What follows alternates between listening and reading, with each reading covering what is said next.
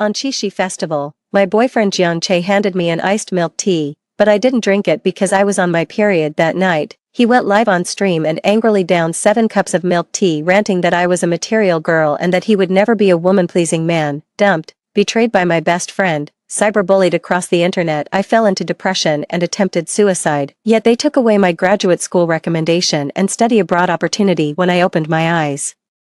Again, I was back on Qixi Festival that same day. 1. Anran, happy Qixi. Jiang Che's voice was as gentle as ever as he handed me a cup of milk tea, ice cubes clinking inside. I stared hard at that cup of milk tea, the familiar cramping pain instantly seizing my stomach. It was the warning of my period, and also a death knell etched into my soul. In my past life, I didn't drink this very cup of milk tea because I was on my period that night. Jiang Che downed 7 cups angrily during his livestream, accusing me of being a materialistic woman, claiming that I looked down on a free cup of milk tea from a street promo, and that it was a trampling of his true feelings. He said he would never be a simp for women. This novel term shot him to overnight fame, and I became the perfect sacrifice on his path to sudden fame. I looked at the anticipation mixed with calculation in Jiang Che's eyes, then at the figure standing beside him, my so-called best friend, Suwan. She was watching me with a barely concealed gloating look. Everything was exactly as it had been in my previous life. And Che, Suwan coaxed softly, just take one sip.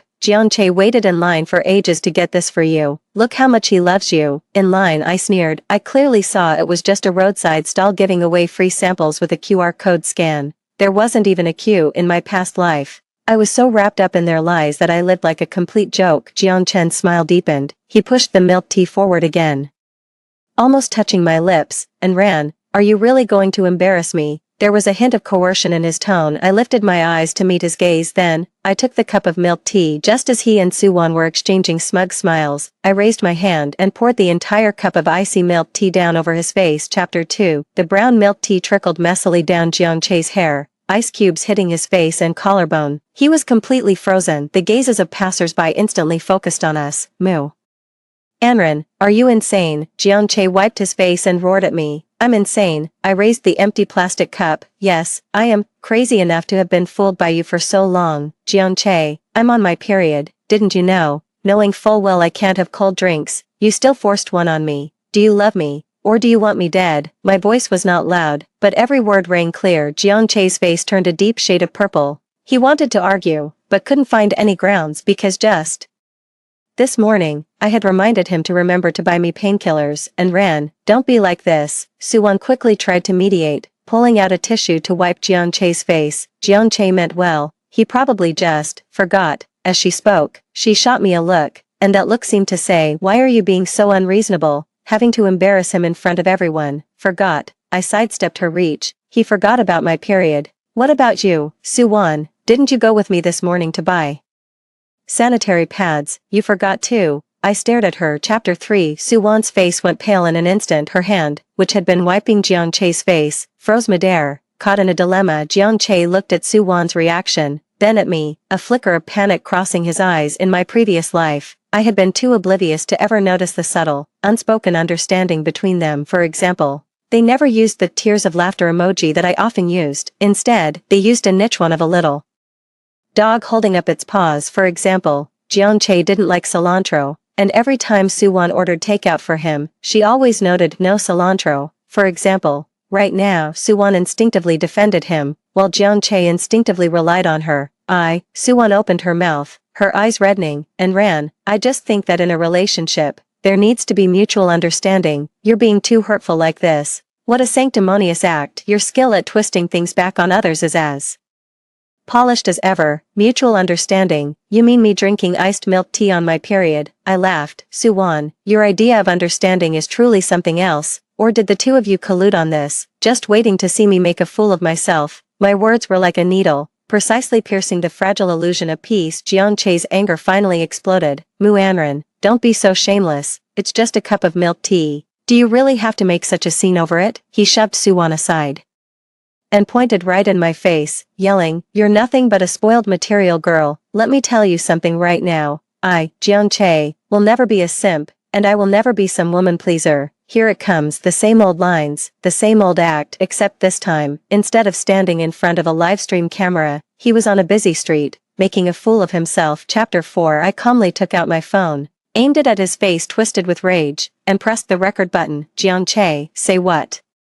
You just said again. He froze, clearly not expecting me to pull a move like that. What are you recording? Delete it. He reached out to grab my phone. I stepped back, avoiding his hand, feeling guilty. Weren't you just acting all high and mighty? Let everyone hear the views on love of Jianche, the new age independent man. Because your girlfriend can't drink iced milk tea during her period, she gets labeled a gold digger and told she's asking for disrespect. My voice was clear and loud enough for everyone around to hear every word. Murmurs had already begun to ripple through the crowd. This guy is such a creep, drinking iced drinks during her period. Does he want her to be in agony? And he's pandering to women. Please, who does he think he is? Jiang Chen's face fluctuated between pale and flushed. He hadn't expected public opinion to turn so quickly. Seeing this, Suwon quickly changed tactics and came over to grab my arm. Anran, don't be like this. Everyone's watching. It's so embarrassing. Let's go back and talk about it. Okay. I shook off her hand. Ugly. Is there anything uglier than the two of you? Suwon. I leaned close to her ear and said in a voice only the two of us could hear. That perfume you're wearing smells exactly the same as the one on the shirt Jianche brought back the other day. The shirt he said was a gift from a friend. Suwon's body went rigid, and her pupils contracted sharply. Chapter 5. All the color drained from Suwon's face. For the first time, the way she looked at me was filled with undisguised terror. In my previous life, right up until my death, I believed that shirt with the unfamiliar scent of perfume was just some prank by one of Jianche's male friends. I even washed it with my own hands, ironed it perfectly, and put it back in his closet. In retrospect, it's truly ironic. Jianche watched our interaction, and a sense of foreboding made him even more agitated. Mu Anran, what exactly are you trying to do? What am I trying to do? I put away my phone and turned off the recording. I want to break up, Jianche. We're done with that. I turned and walked away without a trace of reluctance. After 2 steps, I stopped again and looked back at them. Oh, right. Wishing you both a love that lasts forever. Behind them were Jianche's stunned face and Suwon's flustered expression. The late summer wind blew against my body, carrying a hint of sultry heat. Yet in my heart I felt an unprecedented clarity and calm. In this life, it's no longer my turn to cry or to die. Back in the dorm, I immediately packed the video I had just recorded, along with the screen recording of Jianche's livestream from my previous life. After I died, that video was hailed as a classic by his fans and circulated endlessly, along with some screenshots of his daily chat logs belittling women, and sent them all in a bundle to a newly registered Weibo account. The caption was very simple: on Qixi Festival, I wished my boyfriend and my best friend, a bitch and her dog, together forever. Hashtag. Did you have your first cup of milky tea on Qixi? Hashtag award for most ridiculous boyfriend. Hashtag men pleasing women. Hashtag. I added all the trending tags from my past life. After doing all this, I blocked every contact method of Jianche and Suwon. Then, I turned off my phone and went to sleep. The real drama was just beginning. Chapter 6. I slept all the way until the morning light. When I turned my phone back on, countless calls and messages came flooding in. I ignored it and opened Weibo directly. On the trending page, the hashtag woman pleasing men was wrong hashtag was conspicuously in third place. Clicking on it, the video and text I had posted had already been reposted countless times by major meme accounts, and the comment section was already in chaos. Holy crap, real life, you up. This guy's brain must have been slammed in a door. My heart goes out to the OP, forced to drink iced milk tea during her period and then called a gold digger. What kind of cruel world is this, that best friend is no prize either? Going on about being understanding, her saintly, hypocritical vibes are practically dripping off the screen. Wait, girls, check this out. Someone dug up that this guy is from University A's streaming club, and his name is Jianche. That best friend is named Suwon, also from University A. Got it all. This is a clip from Jianche's old livestream. His mindset is seriously toxic. Looks like he was trying to build this anti-woman pleasing persona all along, but this time he picked the wrong target. Ha ha ha. The speed at which public opinion spread was even faster than I had anticipated. In my previous life, Jiangchen used this very livestream to attract a swarm of fans as full of resentment as himself, nailing me to the pillar of shame. In this life, I merely revealed the truth ahead of time, and he became a rat scurrying in the gutter, despised by all. My phone buzzed with a friend request. I'm Shen Ziqian, from the law school. Perhaps you need some legal assistance. Shen Ziqian. That name was like a key, Unlocking a Long-Buried Memory Chapter 7 Shen Ziqian, a legend from the law school, a three-time recipient of the National Scholarship and the best debater in various competitions. He had already received an offer from a top-tier law firm before even graduating. In my previous life, I had only heard of him. We never crossed paths after I died. The exchange student spot that had been mine ultimately fell to Jiang Che. It was he and Suwan who, armed with various honors from my lifetime, went crying to the dean saying that my greatest wish before dying was that Jiang Che could see the world beyond on my behalf. They claimed it was to fulfill my final wish. How utterly ridiculous. They paved their path to glory with my death. I stared at Shen Ziqian's friend request, hesitated for a few seconds, and then accepted it. Hello, senior. Hello, Mu Anren. Shen Ziqian's reply came almost instantly. I came across what happened to you online. I'm sorry to get to know you this way. His wording was polite and distant. Just right. What I mean to say is, the actions of Jiang Che and Suwan already constitute defamation and reputational infringement. If you're willing, I can act as your legal representative and help you file a lawsuit. As for the legal fees, you can pay me after you graduate and start working. He had even taken care of my worries about the future. I was a little surprised. In my previous life, I never dared to hope for help from others and always habitually shouldered everything on my own. But what was the result? I bore it all, yet died without a sound. Why are you helping me? I asked. The chat box over there showed typing for a long time before a message came through. I hate bullies. Chapter 8. Alright, I'll report it. I replied to Shen Ziqian. After setting the time and place to meet him, I received a call from my academic advisor on the phone. The advisor sounded very exhausted. She asked me to come to the office, saying that Jiang Che and Suwan were both there. When I arrived, the atmosphere in the office was tense. Jiang Che and Suwan sat on the sofa, both with their heads down, looking haggard. Suwan's eyes were red and swollen, as if she had been crying all night. When he saw me, hatred instantly flared in Jiang Che's eyes. Mu Anren, you're something else. You'll stoop to any low to destroy me. I ignored him and walked straight up to the counselor. Professor, you wanted to see me. The counselor sighed and pointed to the chair across from him and ran. Have a seat first. I've seen what happened online, and the school has spoken to the two of them. Jiang Che, Suwan, you can apologize to Anran first. Suwan stood up immediately and gave me a deep bow. Anran, I'm so sorry. I shouldn't have said those things. I truly know I was wrong. Jiang Che, however, stiffened his neck, looking utterly unconvinced. Why should I apologize? Did I say anything wrong? She's just materialistic, just making a huge fuss over nothing. Jiang Che, the advisor barked, sharply stopping him. Watching him like that, I found it nothing but ridiculous. No need for an apology, I said calmly. I won't accept it, advisor. I've already retained a lawyer. I will officially file a lawsuit against the two of them for defamation and reputational infringement. So today, I have nothing to discuss with them. As soon as I finished speaking, the office fell into dead silence. Jiang Che and Suwan both stared at me with incredulous looks, as if I were some kind of monster. The advisor was also stunned, and ran. Have you thought this through? Taking this to court won't be good for you either. Can't this matter be handled internally within the school? Chapter 9. Teacher, I said, looking directly at the counselor. When they joined forces to shape public opinion, trying to paint me as a material girl, nailing me to a pillar of shame, did they ever think about the impact on me? If I hadn't fought back yesterday, who would now be vilified online and forced to drop out? It would be me. The counselor was left speechless. Jiang Chen finally grew afraid. He rushed over, his tone softening, and ran. We did love each other once. Do you really have to be so ruthless? Loved each other. I looked at him, and suddenly remembered a certain winter in my past life. That night, after we watched a movie, heavy snow began to fall. I was thinly dressed and shivering from the cold. Jiang Chen took off his coat and wrapped it around me, then held my hand and put it into his pocket. Inside his pocket was a freshly bought roasted sweet potato, scorching hot. From now on, every winter, I'll buy you roasted sweet potatoes, he said, his breath misting in the cold air. I will never let you feel the slightest chill again.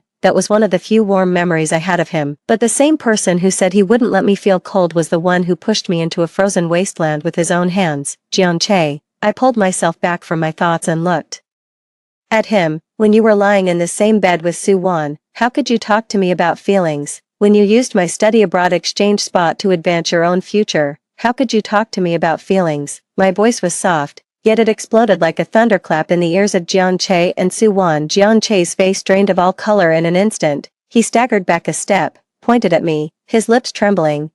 How do you know? Suwon collapsed directly onto the ground, her face ashen.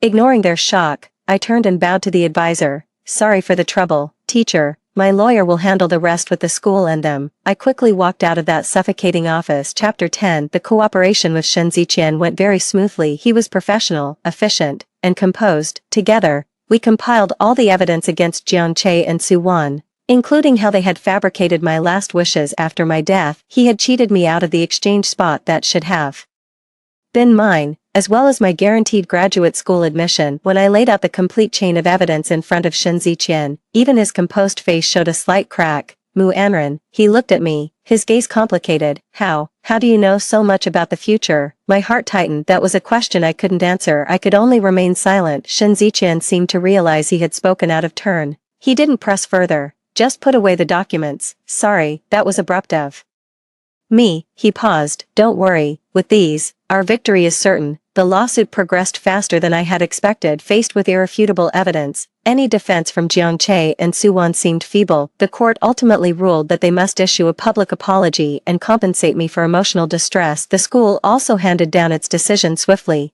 Jiang Che and Suwon were both expelled for misconduct and academic fraud at the prime of their youth. Their lives were marked with a shameful full stop. On the day the news broke, I received a call from an unfamiliar number. It was Jiang Che. His voice was hoarse and dejected, filled with bitterness and spite. Mu Anren, are you satisfied now? You've ruined me. Are you feeling very pleased with yourself? Let me tell you, if I'm suffering, you won't have it easy either. I'll make you regret this for the rest of your life. I didn't say anything, just listened quietly to his impotent rage. Only after he finished did I speak softly. Jiang Che, you're wrong. I've already regretted it, at the cost of an entire life. With that, I hung up the phone and blocked the number outside the window. The sun was shining brightly. I received the acceptance letter for an exchange program. My destination was Germany. A brand new beginning was beckoning to me. Chapter 11. Life in Germany was freer than I had imagined, but also lonelier. The unfamiliar language environment and the heavy coursework left me breathless at times. The only thing that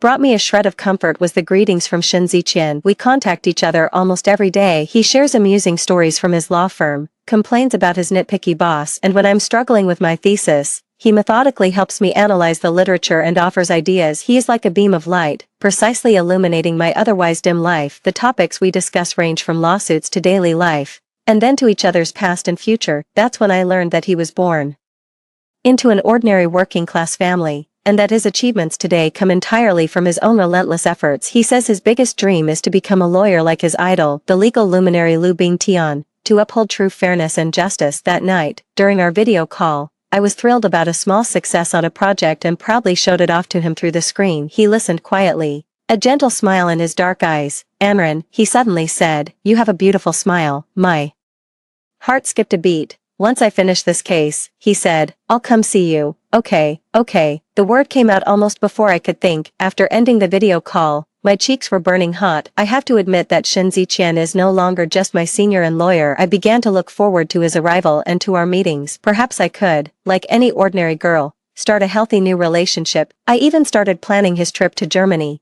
wanting to take him to every beautiful place I had ever seen. In those days, even the air felt sweet. Chapter 12. Shen Ziqian arrived as promised on the day he came. It was snowing lightly in Munich. I stood at the airport exit and spotted him in the crowd instantly. He was wearing a long black coat, with a tall and straight posture and a cool, aloof aura, as if shielding himself from the surrounding bustle. When he saw me, his cold features instantly softened, and he walked quickly toward me. He opened his arms and gave me a firm hug. He had a faint scent of cedarwood, clean and warm. I'm here. At that moment, all the grievances and anxieties from my past and present lives seemed to be soothed by that hug. We spent a very pleasant week together. He accompanied me to classes and walked with me through every street and alley in Munich. Together, we watched the clock tower chime at noon in Marienplatz and fed the swans in the English garden. He remembered that I don't eat scallions, ginger, or garlic, and would carefully cut my steak into small pieces.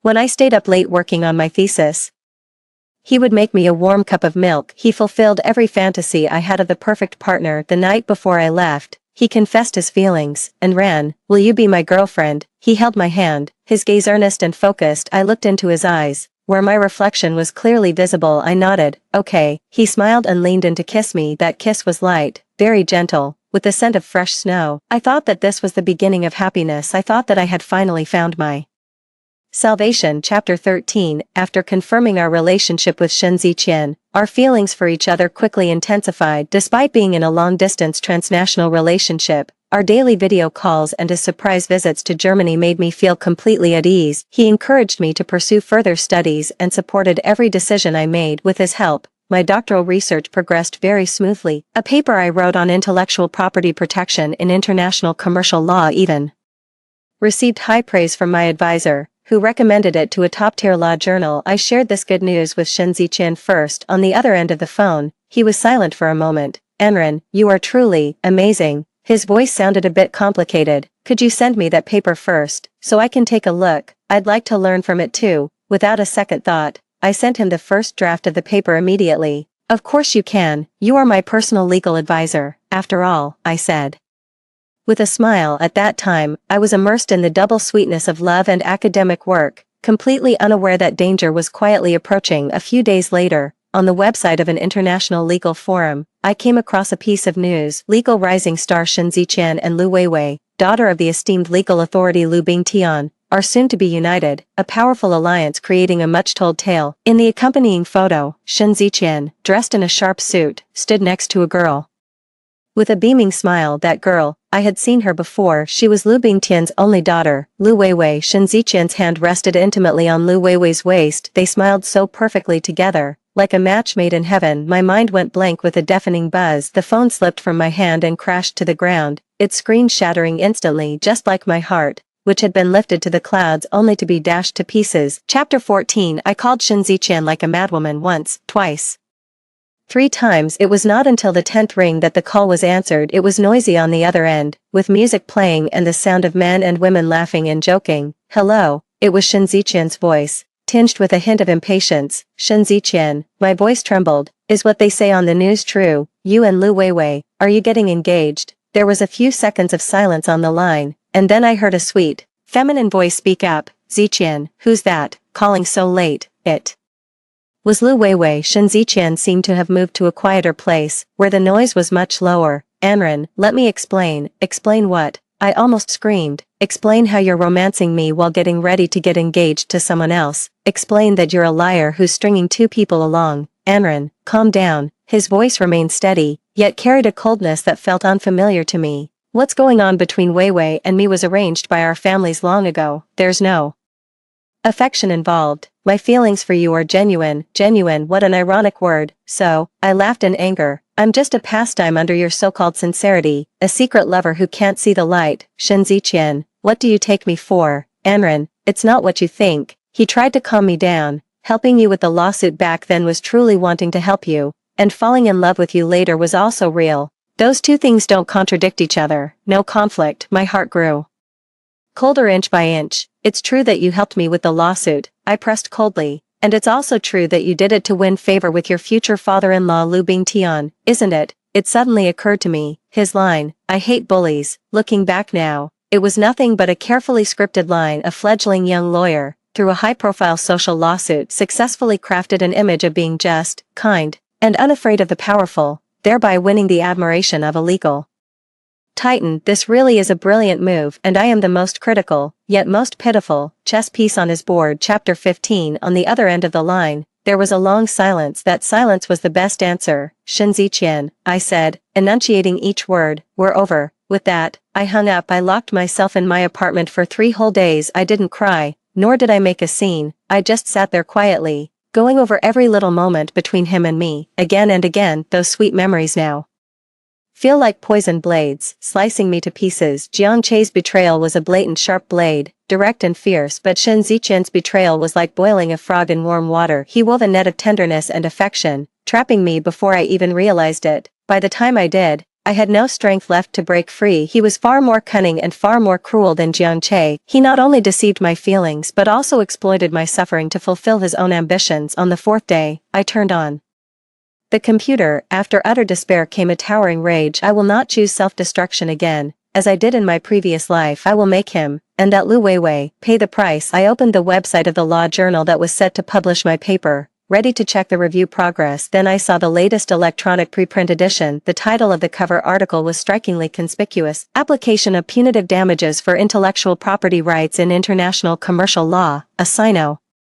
German Comparative Perspective. Author credit, Lu Weiwei, Supervising Professor, Lu Bingtian. I clicked on the article. Every single character, every punctuation mark, every cited reference in it was identical to the first draft I had sent to Shen Ziqian. Chapter 16. Misappropriation. No, this was no longer simple misappropriation, this was blatant plagiarism and theft. They wanted to turn this paper completely into Lu Weiwei's academic achievement. The flames of rage burned fiercely in my chest, threatening to consume me. I immediately called my supervisor and told him the whole story from start to finish. After hearing it, my supervisor was also deeply shocked. Anren, this is absolutely absurd. This is serious academic misconduct. Don't worry, I will contact the journal's editor-in-chief right away and demand a retraction and an investigation. With my supervisor's support, I felt much more at ease. All my manuscripts, drafts, literature notes, and chat logs with Shen Ziqian, including the message where I sent him my paper, I compiled and packaged everything as evidence and sent it to the journal's editorial office and the university's academic committee.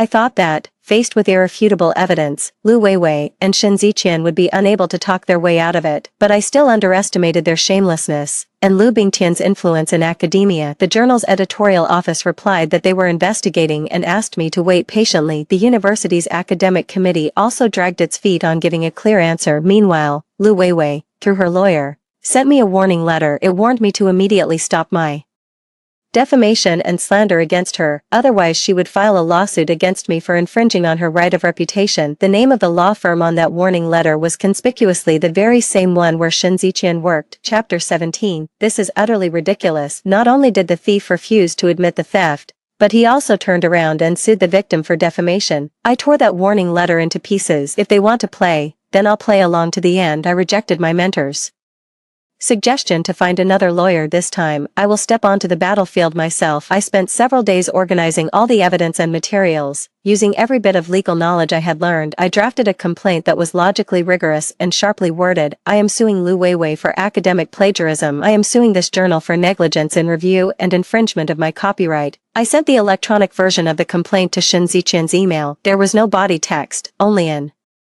attachment. Within 10 minutes, his call came through. Mu Anren, do you really have to do this? There was a hint of suppressed anger in his voice. You forced my hand. My voice was as cold as ice. Drop the lawsuit, he commanded. As long as you drop the charges, I can give you a sum of money, enough to keep you comfortable for the rest of your life. Do you think I lack money? I retorted. Or do you think my dignity and hard work can be measured with money? Mu Anren, don't be so ungrateful.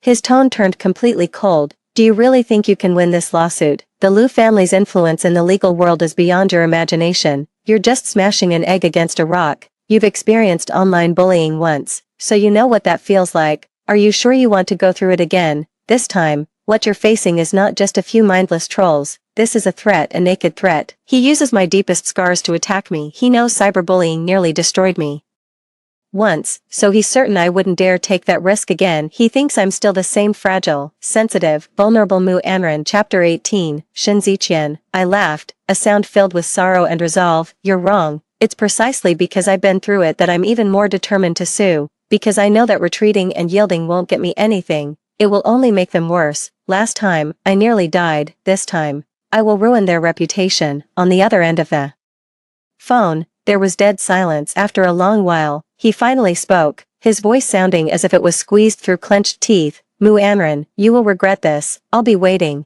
I hung up the phone and blocked all his contact information again, every last one of them. I knew the road ahead would be even harder than last time. Last time, my opponents were just two clowns jumping up and down. This time, it's capital, it's power, it's the entire interest group. But I no longer have any fear for someone who has died once. What is there left to fear? Chapter 19. On the day of the trial, the sky over Germany was overcast, as though it might rain at any moment. The courtroom was packed with people, many of them well-known figures from the legal world, along with quite a few journalists. Lu Bingtian came in person and sat in the first row of the gallery, his expression dark. Lu Weiwei sat in the defendant's seat, dressed in designer brands, her makeup exquisite, a confident smile of certain Victory on her face. Her defense attorney was a top-tier lawyer from Shin Ziqian's law firm, and Shin Ziqian himself sat in the audience, right next to Lu Bingtian. He looked at me with a complicated expression, anger, warning, and a trace of something I could not decipher. I did not hire a lawyer and chose to defend myself when I walked toward the plaintiff's seat alone, dressed in a simple white shirt and black trousers, carrying a thick stack of documents. A subtle stir rippled through the entire courtroom. I knew that in everyone's eyes, this was a trial with no suspense whatsoever. An international student without power or connections, going up against the entire Lu family, is like a mayfly trying to shake a tree. The trial begins as expected. The opposing counsel was seasoned and shrewd. He glossed over the core issues and avoided mentioning the overlap in the theses entirely. Instead, he kept stressing that Lu Weiwei's completed thesis was dated earlier than the draft I had submitted to the journal. They produced a series of timestamped drafts and notes, attempting to prove that Lu Weiwei was the original author, and that I was the villain who had stolen her ideas. The so-called evidence was forged flawlessly. The expressions of the judge and jury gradually turned against me. Lu Bingtian and Lu Weiwei already had victorious smiles on their lips. Shin Ziqian lowered his head, and I could not see his expression. I took a deep breath and stood up. It was my turn to cross-examine. Chapter 20, Your Honor, members of the jury. My voice rang out in the silent courtroom, clear and steady. The defense has presented substantial evidence attempting to prove that Ms. Lu Weiwei created her work earlier than I did, but they overlooked the most fundamental fact. Thoughts and inspiration cannot be stolen, but false knowledge can be copied exactly as it is. I presented a new document to the judge. This is my draft paper. In it, on page 37, in a citation about a little-known 18th century German code, I deliberately inserted an error. I miswrote the year of the code's promulgation, 1794, as 1749. It is a very subtle mistake, but one that a professional researcher should not make. As soon as I finished speaking, Lu Weiwei's face instantly changed. Lu Bingtian's body also jerked forward sharply. Now, please turn to page 37 of the masterpiece published by Miss Lu Weiwei in the journal. We can clearly see that she has not only perfectly borrowed my ideas, but has also borrowed this deliberately designed mistake of mine. I looked at Lu Weiwei in the defendant's seat, whose face had turned pale, and raised my voice. Miss Lu Weiwei, could you tell the court why you made such a basic mistake, exactly the same as mine? The courtroom erupted in an uproar. Everyone's eyes were fixed on Lu Weiwei's pale face. She opened her mouth, but could not utter a single word. Chapter 21. And that's not all. I looked at Shin Ziqian, my eyes blazing like torches. I still have one final piece of evidence to submit to the court. It is the email correspondence between Mr. Shin Ziqian and me. After I sent him the first draft of my paper, he replied with an email. In that email, he praised my paper and specifically pointed out a minor flaw. Word by word, I said. The flaw he pointed out was the mistake about the year of the code. He said, and ran, you made an error here. It should be 1794, not 1749. This email alone suffices to prove two things. First, Mr. Shin Ziqian knew all along that this paper was my original work. Second, despite knowing there were errors in the paper, he still condoned, and even assisted his fiancée, Miss Lu Weiwei, in taking this flawed paper as her own and publishing it publicly. I request the court to name Mr. Shin Ziqian as a co-defendant in this case. My voice echoed through the courtroom, resolute and forceful. The entire audience was stunned. Everyone's gaze shifted from Lu Weiwei to Shin Ziqian's face. Shin Ziqian jerked his head up, his face as pale as paper. The way he looked at me was filled with shock and disbelief. He had probably never imagined that I would have such a trick up my sleeve, let alone that I would drag him down in court. He thought he could stay out of it and reap the benefits without lifting a finger, but I refused to let him have his way. If we're going to hell, we're going together. Not a single one of us is getting away. Chapter 22. The final verdict was beyond any doubt. I won. Lu Weiwei was found guilty of academic plagiarism. Not only must she issue a public apology in major legal journals, compensate me for all losses, but her doctoral degree was also revoked by the university. Lu Bingtian stormed out of the courtroom, his retreating figure looking utterly humiliated. As for Shin Ziqian, suspected of complicity in copyright infringement, he was suspended by his law firm pending investigation. His reputation in the legal profession was completely ruined. The bright future he had dreamed of, achieved through a marital alliance, and by trampling over my corpse, vanished into nothing. When I walked out of the courtroom, the rain had stopped. The sky looked as if it had been washed, clear as a sapphire. Shin Ziqian was waiting for me at the courthouse gate. He looked much haggard, no longer the vigorous and confident person he once was. Anren, he called out to me, his voice hoarse. I stopped walking but did not turn around. You knew from the very beginning, didn't you? He asked. You deliberately sent me the flawed thesis, just to get to today. Yes, I replied calmly. The moment I learned of his betrayal, I had already devised the entire plan. I know him all too well. I know his arrogance, his ambition, and the pride deep in his bones. He thinks he can control everything, unaware that he has long been the prey in my web. Why? He asked in anguish. Anran, I admit I used you, but my feelings for you are real. Enough. I cut him off. I turned around and, for the first time, looked at him with such calmness. Shen Ziqian. Did you know, when I was preparing to sue Jianche and Su Wan, I went through everything I owned, trying to find my application materials for the exchange student program. I couldn't find the paper version. Finally, in the computer's recycle bin, I found a deleted folder. Inside that folder, besides my application materials, there was also a complete background investigation report on you. Shen Ziqian's pupils suddenly contracted. That report was done by Jianche. He probably wanted to dig up dirt on you to attack you, but he didn't find any. The report was very detailed, down to the time you got into a fight in 3rd grade and your parents were called in, down to which girl you had a crush on in high school, and also down to— I looked at him and said slowly, you and Lu Weiwei got engaged 3 years ago. So, Shen Ziqian, from the very first second you approached me, every word you said and everything you did was just an act, a carefully orchestrated performance designed for your bright future. You asked me why. I'll tell you now. Because last time, I was the victim, this time, I refuse to be the fool again. Chapter 23. Shen Ziqian froze completely. All the color drained from his face, and his lips quivered, but no sound came out. It turned out that while he thought he was a clever hunter, I had long seen through all his secrets. All his deep affection and tenderness, in my eyes,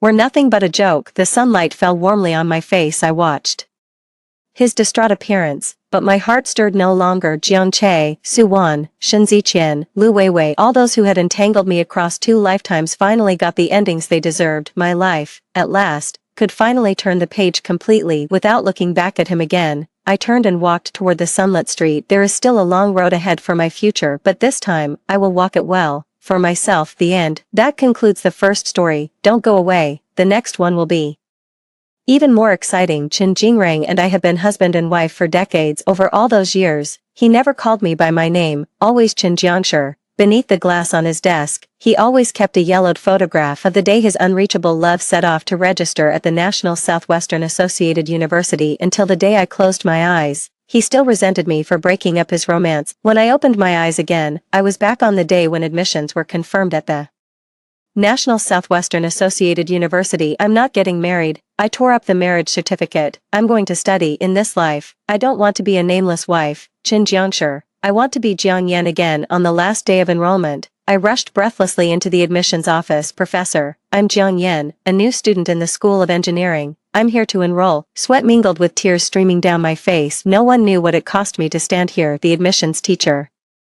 pushed up their glasses in surprise. But your fiancé came by last week, carrying the marriage certificate and withdrawal application signed by you. Recalling that day, my heart ached as if pricked by needles. When Chen Jingrang brought out the marriage certificate, my hands trembled with joy. At 16, my parents sent me to his room as a maidservant. Reluctant as he was, he taught me to read and write. After discovering I could keep accounts, he let me manage the business against his family's objections. Even when we fled from air raids and he fell into a river, he never let go of my hand. In these turbulent times, fate is uncertain, but I only ask that our names be written together. That line on the marriage certificate made my eyes well up, and I signed without a second thought. Little did I know there was a withdrawal application hidden beneath it. Professor, I've made up my mind. I wiped my tears. I want to be Jiang Yan, a student at the National Associated University, not Mrs.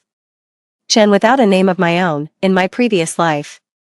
That was how I foolishly stumbled into the life of Mrs. Chen, bearing his surname in place of my own name. He always addressed me distantly as Chen Jiangshi in public. Gradually, I even forgot my own name. Through one move after another, I grew accustomed to introducing myself to everyone around me as Mrs. Chen. I still feel guilty about it. After all, he was trying to be considerate of my feelings. That's why he kept moving without hesitation, desperately avoiding his first love, Tong Jingwan. This was proof of his love for me. I naively believed that his choice between Tong Jingwan and me was because he loved me. Only occasionally did a flicker of doubt creep in. On the eve of each move, when he would sit alone all night, writing farewell letters to Tong Jingwan, and every day, when dusting away the fine particles, I would see the photo of Tong Jingwan pressed under the glass on his desk years past, but her beauty alone remained immortal. A dull, pervasive ache would creep into my heart if you can't forget Tong Jingwan, why did you marry me? But when I poured out my grievances to him, he would only silently turn off the lamp. Let me give you a child, maybe things will get better once we have one. Soon I gave birth to a son. When he was learning to babble, he depended on me and needed me, but after learning to read and write, he looked down on me for never having gone to college. Usually, whenever anything happened at school, they would contact Chen Jingrang. It wasn't until I fell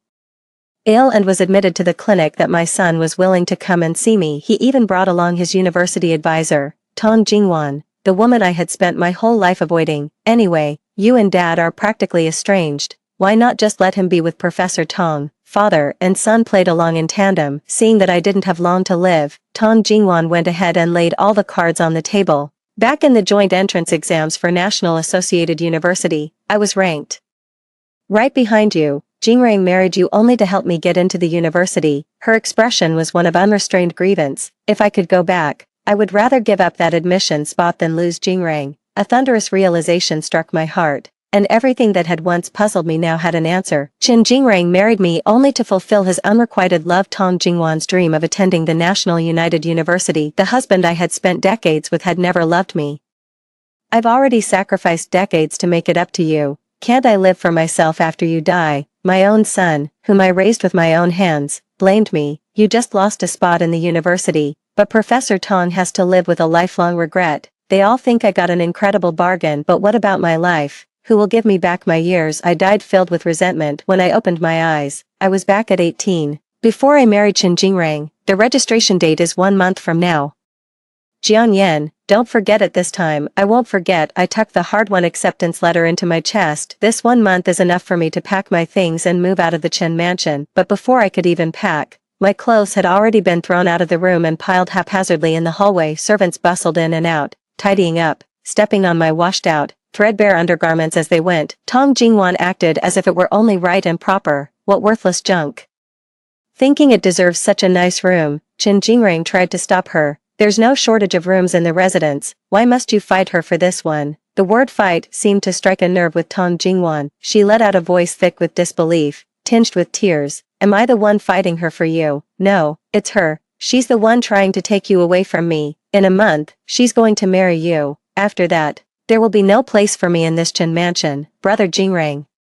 Can't Jingwan even live a little closer to you now? In her past life, she was exactly like this. Never once mentioning that she was trying to steal my spot for admission. Instead, she accused me of stealing her. Chen Jingrang. Clearly, it was Chen Jingrang's own guilty conscience that made him want to marry me from start to finish. I was the one kept in the dark. No one ever asked me if I was willing to make this trade, yet they act like star-crossed lovers that I have cruelly torn apart. Now I coldly watched this farce and turned to Chen Jingrang with a mocking look. What do you think, Mr. Chen? Chen Jingrang seemed not to have expected that I, always known for being understanding and forbearing, would throw the question back at him this time. I'll clear out my room for Miss Tong. Alright. Tong Jingwan, realizing that Chen Jingrang was truly angry, finally reined in her temper. Never mind moving, then. How about I accompany you to the Nanping Grand Theater instead? And so the matter quietly fizzled out. But most of Tong Jingwan's belongings had already been moved in. They just assumed I would swallow this grievance and move to another room. I picked out my textbooks and notes for studying, along with some clothes that hadn't been trampled. I had very little savings left,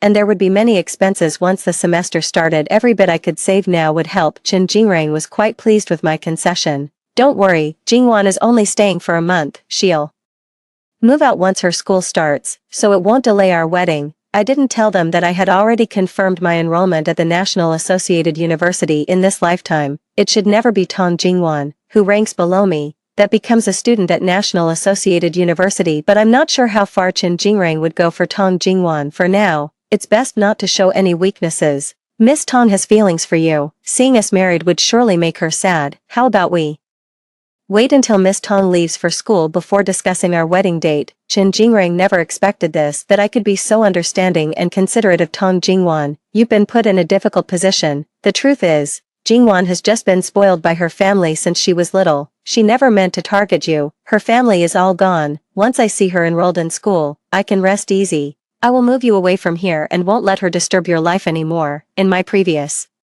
life. I was moved by these words of his. He was willing to explain himself to me. His care for Tong Jingwan was only out of duty and responsibility. He saw my difficulties and forbearance. He was even willing to move for me and cut off contact with Tong Jingwan. What more could I be discontent with? But I never stopped to think about what lay between Tong Jingwan and me, why it was always me who gave in, compromised, and stepped aside. With only 7 days left before the start of the school term, I began moving my belongings bit by bit to the Liandai University dormitory ahead of time.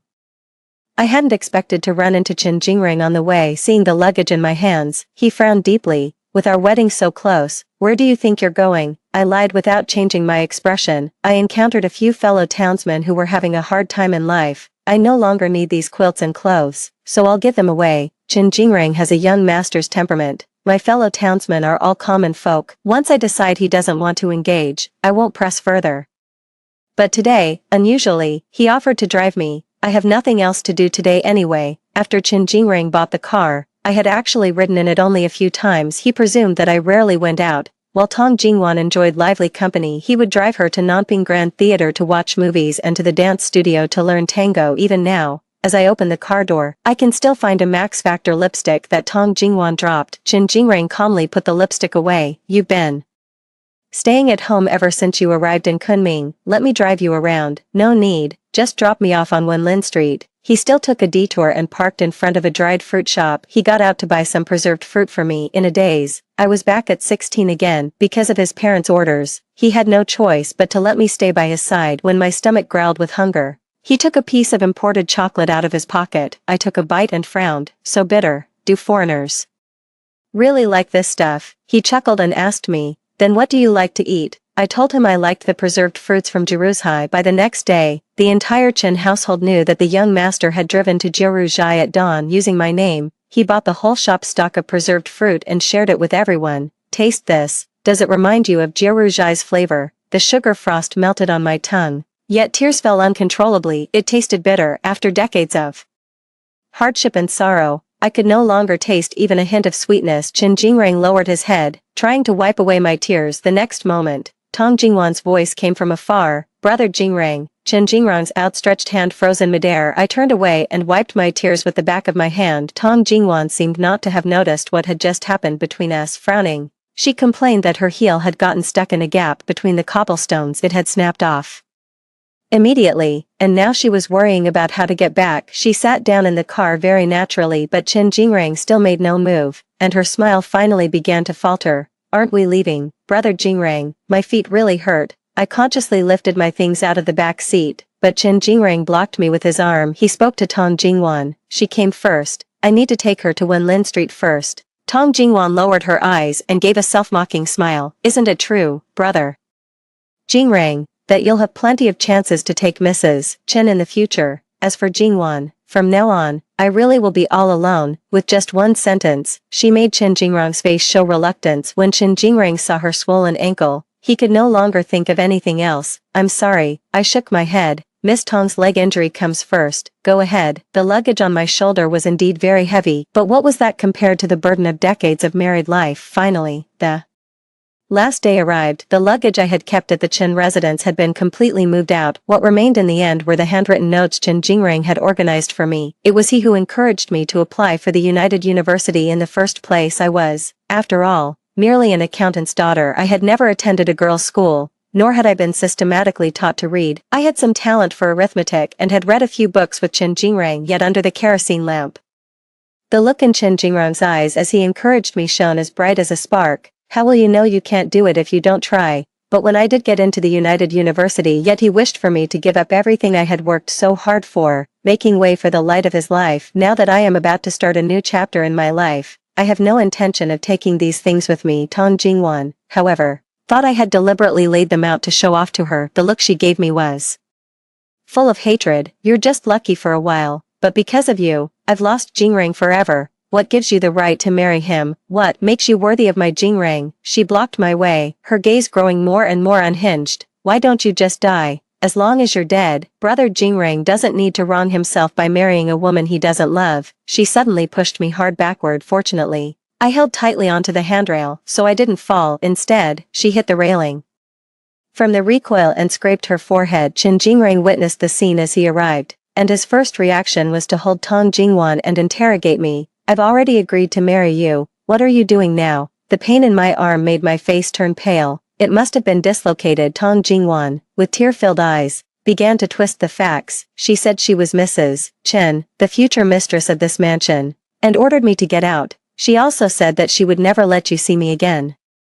I have to report to school tomorrow, so I have no mind to argue with her right now. I endured the pain and got up, planning to find a clinic on the street to treat my hand injury, but Chen Jingrang stopped me. I want you to apologize to Jingwan. Chen Jingrang looked at me with great disappointment. You know perfectly well that Jingwan can't accept our marriage right away. You even deliberately showed off in front of her. If you don't apologize to her today, I will reconsider our marriage.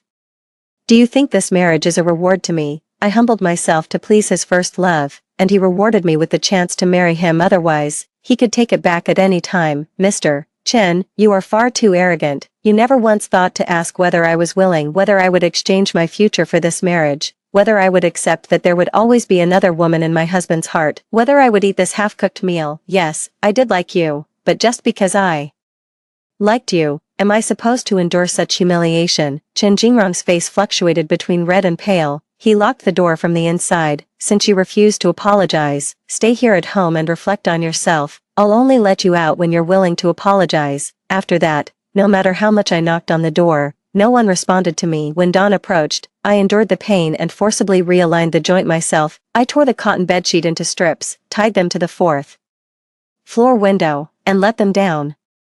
Today is the registration day for the National Associated University. I cannot once again miss this hard-won opportunity to enroll. I cannot let Chen Jingrang ruin my life again. I forced myself to climb down, suppressing my fear. When I reached the second floor, the bedsheet tore, but luckily the ground was soft soil tended by the gardener. I rolled over and was not seriously injured. I took one last look at the Chen mansion, this place that had wasted my entire life. Goodbye to the nightmare existence of Madame Chen Jiang. From now on, I am simply Jiang Yan. I successfully enrolled in the school. I became a new student in the Department of Aerodynamics at the National Southwest Associated University School of Engineering. Chen Jingrang came to see me several times, but each time he was chased away by the school guards. He had no choice but to have someone deliver a letter to me. At first, his letter was full of accusations, demanding to know why I had left without a word. He asked if I had cleared out all my luggage, implying that I had planned to leave all along and had deliberately made a fool of him. After more than a month passed without a reply from me, he softened his tone and tried to explain himself. He said he sincerely wanted to marry me. I have now enrolled at the National Associated University,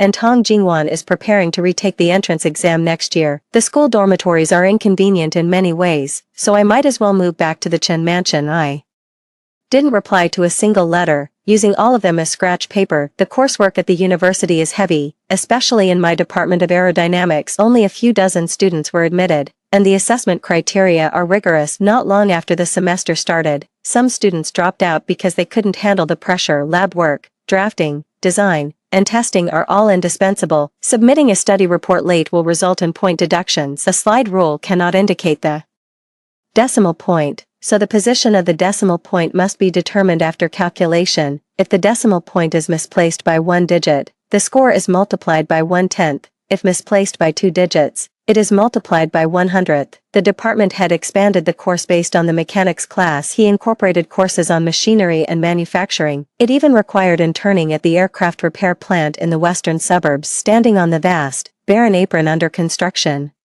My state of mind was completely different from that in my previous life. I was no longer confined to the small Chen mansion, nor heartbroken over Chen Jingrang's alternating hot and cold behavior. People no longer addressed me as Mrs. Chen Jiang or Mrs. Chen. Instead, they called me Miss Jiang, Comrade Jiang Yan, or Engineer Jiang, until a sudden gale arose, and a plane made an emergency landing in the azure sky. Skidding for hundreds of meters, the cockpit opened, and the roar of the engine fell silent. From the steam emerged a military green flight jacket, its corner scorched. A young pilot in his early 20s vaulted down from the fuselage. His affectionate eyes brimmed with a smile. Are you a female student from the National Associated University? I saw his name embroidered on the front of his robe, Fubei Gue. We had actually met long before. That year, Chen Jingrang and I fled by boat. When enemy planes swooped down to strafe us, everyone huddled in the cabin, praying to the gods. Only a little girl was left stranded at the bow. Her mother had just been hit by a stray bullet and was already dead. Seeing the next round of strafing about to hit, I ignored Chen Jingrong's protests and rushed forward. The moment he pulled her into his arms, you could even hear the roar of enemy planes overhead. Just when I thought I would die there, a plane launched a surprise attack from the enemy's flank, eventually deflecting the strafing trajectory, though the hull was finally hit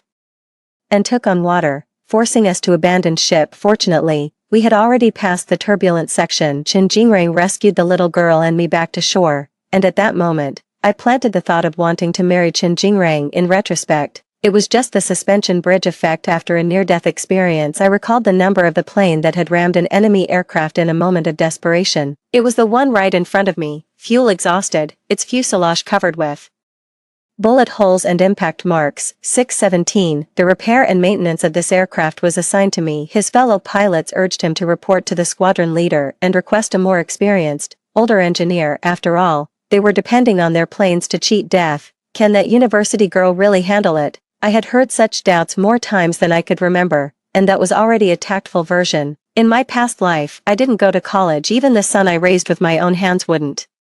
Trust me, Mom, stop it. You never even went to college. How could you know how to fix a radio? Even though the radio was later repaired, both he and Chen Jingrong suspected that I was just trying to save face, that I had paid someone to fix it and then pretended it was my own doing. I get that you care about appearances, but you shouldn't lie in front of the child. The long years seemed to have made Chen Jingrong forget. I once had a gift for arithmetic and earned a spot at the National Associated University on my own merits, but we had met only once. Briefly, Fu Beigue, who had barely exchanged a word with me, said instead, Miss Jiang is an outstanding student in the aerodynamics department of the National Southwestern Associated University School of Engineering. Like us, she earned her place through hard work, someone who reached the pinnacle of her field. Fu Beigue took a soda he had already paid for and tossed it into the speaker's arms. You almost crashed into someone's roof on your first test flight, and the captain didn't replace you. I couldn't help but laugh out loud. The other pilots all noticed me, standing in the doorway, though I didn't know when I had gotten there. For a moment, we were all awkwardly nudging each other. Only Fu Beigue stood up, took out a handkerchief, and wiped the nearby table and chairs clean. Engineer Jiang, have a seat here. He really saved my face. Tong Jingwan walked in, saw the scene, and remarked sarcastically, what kind of engineer? It's not even certain whether he finished college. Tong Jingwan had failed the joint university entrance exam several times and only got into a school through Chen Jingrong's connections. She had always been resentful, believing that my admission back then was purely due to luck. She heard that the engineering school at the joint university was so demanding that many students dropped out. Even if you got in by sheer luck back then, you probably couldn't get your graduation certificate. Right, now, she supposed, he was just hanging around these pilots to make a living. Immediately, a few pilots stood up, wanting to defend me. I tugged at Fu Beigui's sleeve, not wanting to get entangled with Tong Jingwan here. There was still a pile of things waiting to be dealt with at the repair shop. Lost my appetite. Let's find another place to eat. But as we reached the door, we were forcibly stopped by Chen Jingrong. He grabbed my hand. Haven't you caused enough trouble? Come back with me. Chen Jingrong had seen me even before Tong Jingwan rushed in. It had been only 3 years, but he could barely recognize me. I sat among those pilots, chatting and laughing with ease. There was no trace of the nervous, secondary wife's daughter who once trailed behind her. He hadn't initially believed Tong Jingwan's claim that I had been expelled from school, but seeing this, Chen Jingrong's conviction began to waver. If they hadn't led you astray, why would you have walked out of the Chen mansion? Why haven't you sent me a single word in 3 years? Send you word of what? So you could illegally confine me and force me to confess to a fabricated crime and apologize to Tong Jingwan. Are you here to persuade me to give up my admission spot to Tong Jingwan, or to warn me not to be delusional, that Miss Tong is the one you truly care about, to tell me to stop being unreasonable? My father, owing a debt of gratitude to the Chen family back in the day, asked me to look after Chen Jingrong, but after years of fleeing south and being married to him for decades in a past life, no matter how great that debt, it has long been repaid. Fu Beigue sensed my unhappiness. He strode forward and shielded me behind him. She doesn't want to go with you. Didn't you hear that, Mr. Chen? Several pilots stood together, shielding me completely from view. Chief Engineer Jiang is from our west suburb repair depot. If Mr. Chen wishes to visit, please send a telegram to the 14th Air Force. To prevent Chen Jingrong from pestering her again, Fu Beigue escorted me all the way to the dormitory building. I told him about my past with Chen Jingrong. It's somewhat fate. We fled by boat back then. It was only because you shot down the enemy plane that we managed to escape. I haven't had a chance to thank you yet. Fu Beigui lowered his lashes. As if lost in a memory, I spoke up to ease the situation. You've saved so many people, you probably don't remember. But he swiftly looked up at me. How could I forget? I remember, you were the schoolgirl standing at the bow of the boat. The spring breeze tousled the loose strands of hair by my ear, and my heartbeat thundered. Not just anyone would stand up for a stranger girl. Miss Jiang, you were very brave. Back then, Chen Jingrang said the same thing about me. You're meddling in things that aren't your business. I put myself in danger for a stranger and even caused him to nearly drown while trying to save me. I have always felt deeply sorry about that, but by then, the hull had already been hit multiple times and was taking on water. The enemy planes had also spotted us. Whether I ran out or not wouldn't have changed the fact that the ship was going down, a truth I should have accepted long ago, yet it haunted me for so many years. The construction of 617 went very smoothly. I sent word to Fu Beigui, asking him to come over for a test flight when he had time. Hearing footsteps approaching, I slid out from under the fuselage. Out of habit, I raised my right hand, throwing my weight around. Captain Fu, roll up my sleeve for me. The other person hesitated, and only when I looked up did I realize it was Chen Jingrang, his outstretched hand frozen midair, his face ashen. Are you already that close with him now? The remark came out of nowhere. After all, I am no longer his wife. Instead of caring about Tong Jingwan, he came to me out of misplaced jealousy. He even put on an air of magnanimity. Now that you've gotten your wish and become a student at National Associated University, I've also found another school for Jingwan and had her move out of the Chen mansion. Are you satisfied now? Can you come back and live here? So that explains the recent rumors about Miss Tong making a scene at the Chen mansion. Turns out she couldn't live in that free apartment anymore. But what does that have to do with me, Mr. Chen? What makes you think I would give up a perfectly good student dormitory and move into some second-hand room in your Chen residence? Chen Jingrang, stung by the remark, became furious. Do you really think that pilot will marry you? Chen Jingrang thought he had found my weak spot. He's just playing with you. Why else hasn't he married you yet? Or moved you into the Air Force village? A voice answered from behind, firm and resolute. Because Ms. Jiang Yan is a kite meant to soar across the boundless sky, not one to be trapped in a small Air Force village. The same person who usually wore a battered flight jacket with several holes in it. This time, he had even pinned on a Medal of Merit. Fu Beigui handed me a report he had drafted long ago. The beneficiary of the pension is named Jiang Yan. If one day I die in service to my country, she can use this money to do whatever she wants. I looked at the two men in front of me. Chen Jingrang addressed me stiffly as Chen Jiangshi. He believed I had gotten the better end of the deal by marrying him, and that I had been trapped in domestic trivialities for decades, that I could already count myself fortunate even as I approached the end of my previous life. He questioned what I had to be dissatisfied about, but Fu Beigui merely handed me a report, so casually to keep me from feeling pressured. He even explained that all his relatives and friends had died in the wars, so he had no attachments or reliance to begin with. A fair wind lends me wings, bearing you to the azure clouds. If such a day truly comes, let me serve as engineer Zhang's east wind. I don't want him to be any east wind. The more I learn about this man, the more I only hope that he can return safely from his flight to come through intact and see the day of victory. I don't remember what Fu Beigui's fate was. I only recall reading the newspaper in my previous life. Kunming suffered multiple bombings in the later period. Many Air Force soldiers bravely gave their lives. I don't know if Fu Beigui might be among them. Could the 617 that I personally repaired be among those falling from the sky? The thought sends a subtle pang through my heart. I took a sip of whiskey, pretending to be drunk, and joked with Fu Beigui. Find someone else to repair your 617. I don't dare to do it anymore. I can't bear to imagine how remorseful I would be if that day ever truly comes, or how I would pick out his remains from the wreckage of the plane. Fu Beigui didn't brush me off just because I was joking. I'm sorry, Jiang Yan, I didn't think it through. I nearly blurted it out. Why don't you just stop flying? Don't be a pilot, just live an ordinary life with me. But I couldn't bring myself to say it. Just as he never asked me to give up my repair shop job and move to the Air Force village to be his little wife so he could see me the moment he came back, nor can I ask him to abandon his dreams and turn his back on so many people whose lives depend on him, especially since I, too, am one of those being protected. Just kidding, I'll wait for you to come back. I pulled him hard into my arms, tears soaking his shoulder. You must come back. The war was intensifying, enemy planes flying over Kunming to drop bombs had become a common occurrence. Usually, the first siren meant enemy planes had been spotted, but at the time, I was busy helping my advisor bury hard-won instruments underground. By the time I finally ran out, the third siren had already sounded. and the enemy planes had started bombing. I didn't have time to make it up the hill. Suddenly, a force pulled me into a nearby trench. Don't be afraid. It's me. It was Chen Jingrang. He held me in his arms, using his body to shield me.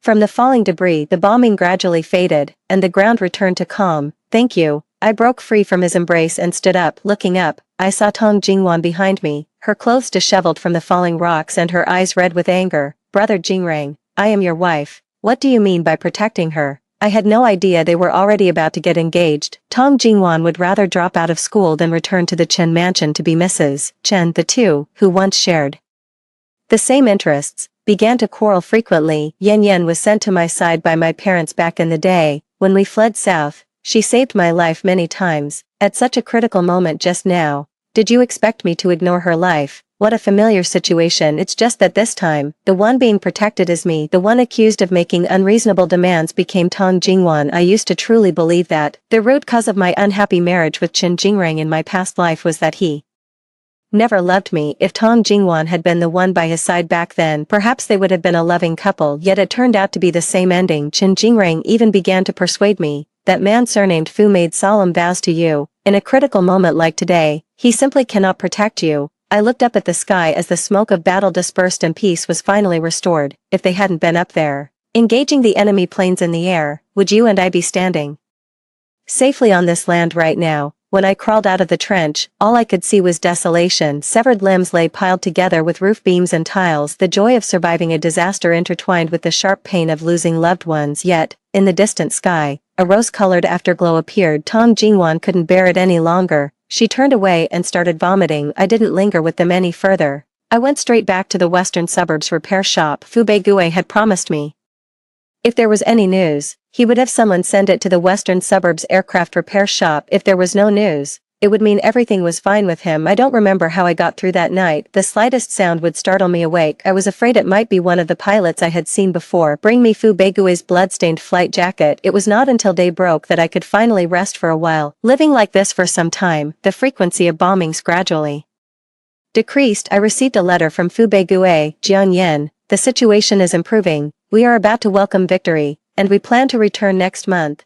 I never dared make promises before because life and death were uncertain. Now, my return is in sight. Miss Jiang Yen, would you be willing to marry me? I dug out a piece of crimson brocade from the bottom of the chest. This piece was left to me by my mother. She said that when I found the one I love, I should use this fabric to make a new Chong Sam. I took this fabric to a tailor at a garment shop. The work would take 10 days, so on the day Fu Beigue returned from his voyage, I could wear it to welcome him home. That was my answer to him. Just as we were finalizing the design, Tong Jingwan rushed up without a word. She grabbed a pair of scissors and cut the fabric in half. It was you. You must have seduced Jingrang, making him restless day and night. I will not divorce him. I will hold on to the position of Mrs. Chen until my dying breath. A buzzing sound rang in my ears. I stood frozen, clutching the two pieces of broken brocade ribbon in my hand. A pilot's voice came from outside the door. Excuse me, is Jiang Yen here? We're here to deliver Captain Fu's belongings. The two letters lay so close together. One moment it was a marriage contract, and the next, a last will and testament. A comrade from Fu Beigue's Air Force unit explained. Victory was almost within reach, but the enemy launched a desperate counterattack before dying. Captain Fu fought bravely against the enemy. His aircraft was hit multiple times and severely damaged. In the end, he forced the enemy plane down with his own and plunged into the river, leaving no remains. He was afraid I would blame myself, so he wouldn't even leave me a piece of the wreckage. Right, they had no answer to give, so they left the compensation money and departed. Chen Jingrang pulled Tong Jingwan over to apologize. I'm sorry, Jiang Yen. Jingwan misunderstood the relationship between you and me today. Where was the piece of fabric that was ruined purchased? I will definitely find you an identical piece and compensate you for it. Get out. I threw out everything within my reach. Get out of here. I locked the door, slumped to the ground, and tears fell drop by drop into the dust. Why? What gives them the right? So close. It was just so close. I could have waited for him to return. I fell seriously ill and asked my advisor for leave. I bought a ticket to the tributary of the river where Fu Beigue had fallen. On the day I left, Chen Jingrang bought the train ticket next to mine. He and Tong Jingwan had already divorced. All that happened before, I was too foolish to see the person right in front of me. What I feel for Jingwan is only brotherly affection. What I feel for you is love between a man and a woman. From the day you moved out of the Chen mansion, I already knew it. But I have never been willing to face my own heart, Chen Jingrang handed the preserved fruit to me. Jiang Yan, give me a chance to take care of you again. Alright, I did not answer. I simply tapped on the car window. Tong Jingwan, who was outside the window, noticed and hurried over. I got up and headed to the dining car, unwilling to remain entangled with them any longer, nor did I need that bag of cheap preserved fruit anymore. Mr. Chen, the person you need to take care of was never me before, nor should it be me after. I didn't realize it until the train arrived.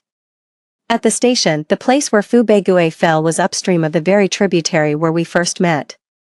Now the mist has cleared, and the light of day has returned. I ran into the little girl I had saved on the bow of the boat that year. She used to only reach my knee. A few years later, she's nearly up to my chest. After you left, several pilots came. They helped me find my grandmother. There was one tall big brother with the last name Fu, who even bought me some candy. She stood on tiptoe and fed a piece of malt candy into my mouth. Her hand dazedly wiped my face. Why are you crying, sister? I shook my head and held her tightly. Finally, I found the courage to open the farewell letter Fu Beigui had left behind. Jiang Yan, all my flight school comrades have perished across the land. Back when I made that emergency landing west of the city, I was already prepared to sacrifice myself. I never expected to survive against all odds and see you again. In the years that followed, it was merely Fu's luck. Please accept the pension. If the embers after my death can pave the way for you, Fu will have no regrets even in death. The river water laps at the hem of my skirt. It was as if I could hear that day in Kunming under the blazing sun, when Fu Beigui looked down and saw me. Just let me be the east wind for Engineer Jiang. After returning to Kunming,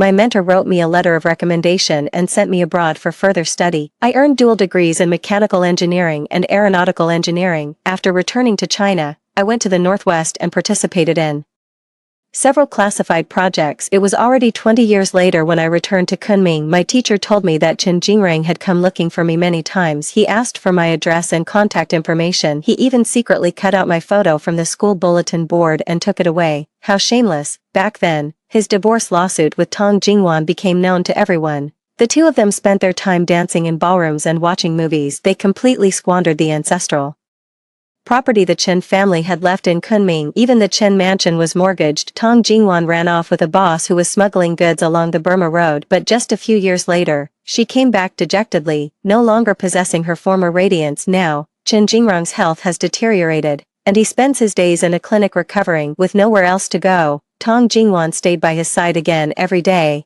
She thinks of ways to swindle Chen Jingrang's meager pension. The racket, right? They're in the next ward, throwing and smashing things, non-stop. My teacher's words were full of complaints, but her eyes were bursting with gossip. She pushed me out to get water, just in time to catch the drama. I stood in the corridor holding a thermos, forcing a helpless, bitter smile. In fact, I had seen this scene before, only back then, I was lying in a hospital bed as that Chen Jiangshi, tormented and hopeless. One wrong step leads to another, but heaven has given me another chance. I can live as my true self. The one I love also wishes for me to be nothing but myself from now on. The road ahead is clear and open. The sky and earth are wide. Extra. Chen Jingrang, whose headache was caused by Tong Jingwan in the ward, saw a familiar figure, a figure that had haunted his dreams for all these years. He shoved Tong Jingwan aside, stumbling several times on the way as he ran. Wait, the person ahead finally turned around, revealing the face from his memories. In this life, Chen Jingrang should not have seen Jiang Yan aged, but recently, he had been dreaming all the time. In his dreams, Jiang Yan didn't go to the National Southwestern Associated University to study. Instead, she really married him as his wife. They lived in mutual dependence, and even had an eldest son. But in the dream, he was always discontented, always thinking of Tong Jingwan, with whom he felt a deeper rapport. This broke Jiang Yan's heart. Even when she was gravely ill, he said harsh things to her. He wanted to stop all this, but he was powerless. After waking up, Chen Jingrang comforted himself, telling himself it was merely an illusory dream. If Jiang Yan had really married him back then, he would have treated her well, never like in the dream, until their reunion today, seeing Jiang Yan's aged face, just as it was in the dream, except the person in the dream, whom he coldly called Chen Jiangshi, always had eyes like still water. But this MS, Jiang Yan before him is radiant, the same face, yet living a completely different life. Sorry, I mistook you for someone else. Chen Jingrang was overwhelmed with shame and no longer had the courage to face Jiang Yan. He fled the scene as quickly as he could. Story 2. In order to exchange for Charlie's beloved, I became the kidnapper's new hostage. Charlie said that the sniper was in position and I wouldn't be in danger. but he didn't know that 5 minutes later, the kidnapper would detonate the bomb on his body and die with me. The kidnapper pressed a gun against my head and pushed Grace towards Charlie. I saw Charlie nervously check Grace all over. Then, his frown relaxed and he hugged her tightly. From beginning to end, Charlie didn't turn his head to look at me even once. "Host," the system's cold voice came. "It seems that the mission of winning Charlie's love has failed again. This was the 3rd year of my marriage to Charlie, and also the 9th time I tried to win his heart. Unfortunately, he still didn't fall in love with me 10 minutes ago." Charlie didn't hesitate to replace me and agree to the hostage exchange. "Jean, you're from the Harris family. They don't dare to hurt you." Although Charlie seemed a bit reluctant, he still winked at the bodyguard beside him. "The sniper is already in position. Grace is delicate. I don't want her to get involved in this bloody matter." The bodyguard put his hand on my shoulder and exerted some force subtly. I couldn't move and resignedly said okay in my mouth, but couldn't help cursing in my heart. Charlie didn't know that 5 minutes later, the kidnapper would detonate the bomb on his body and die with me. After experiencing it several times, before dying, I skillfully lowered my pain perception. I still remember the first time I tried to win Charlie's heart. Grace and I were trapped in a sea of fire. Charlie picked up the unconscious Grace in his arms. He glanced at me, who was injured beside him, and hurriedly left a sentence wait for me. Then he turned around and disappeared from my sight. At that time, I naively thought that Charlie would come back to save me, but until I was burned to death by the fire, I found out that Charlie was busy expressing his love to the awakened Grace. Perhaps the system saw that I was in too much pain before death, so later I gained the ability to adjust my pain perception. The system told me that I had one last chance left. I knew that if I failed again, not only could my wish not be fulfilled, but I would also be completely erased. "Jean, I don't like you. Have you lost all your dignity?" With a crash, Charlie forcefully slapped my hand off his arm. It was a familiar scene, familiar words, and a familiar hell-like start. I returned to the day when Charlie was forced to marry me. Charlie's voice was not low, and the surrounding guests immediately looked over. They whispered to each other, with obvious teasing in their eyes. I ignored those unfriendly gazes and the stinging pain on the back of my hand. I just silently followed behind Charlie, waiting for the first opportunity. When Charlie passed by the lobby, the crystal chandelier above his head would suddenly fall. In the previous times, I precisely pulled him aside. Then I took the opportunity to throw myself into his arms and shed a few tears of fear. Seeing this, Charlie didn't have the heart to speak harshly to me anymore. But I never expected that Grace would be standing right under that lamp this time. Charlie didn't want Grace to see me, so he turned his head and threatened me viciously. "Jean, if you don't want to die, get out of here." But the next second, he followed my gaze and noticed the shaking lamp above Grace's head. "Grace, be careful," Charlie shouted in horror and pounced on Grace. "Charlie," I was anxious but grabbed nothing. I could only rush forward and push them both away with great force. Charlie couldn't have an accident. If he died, my mission would be directly judged as failed. In that instant, I didn't even have time to lower my pain perception.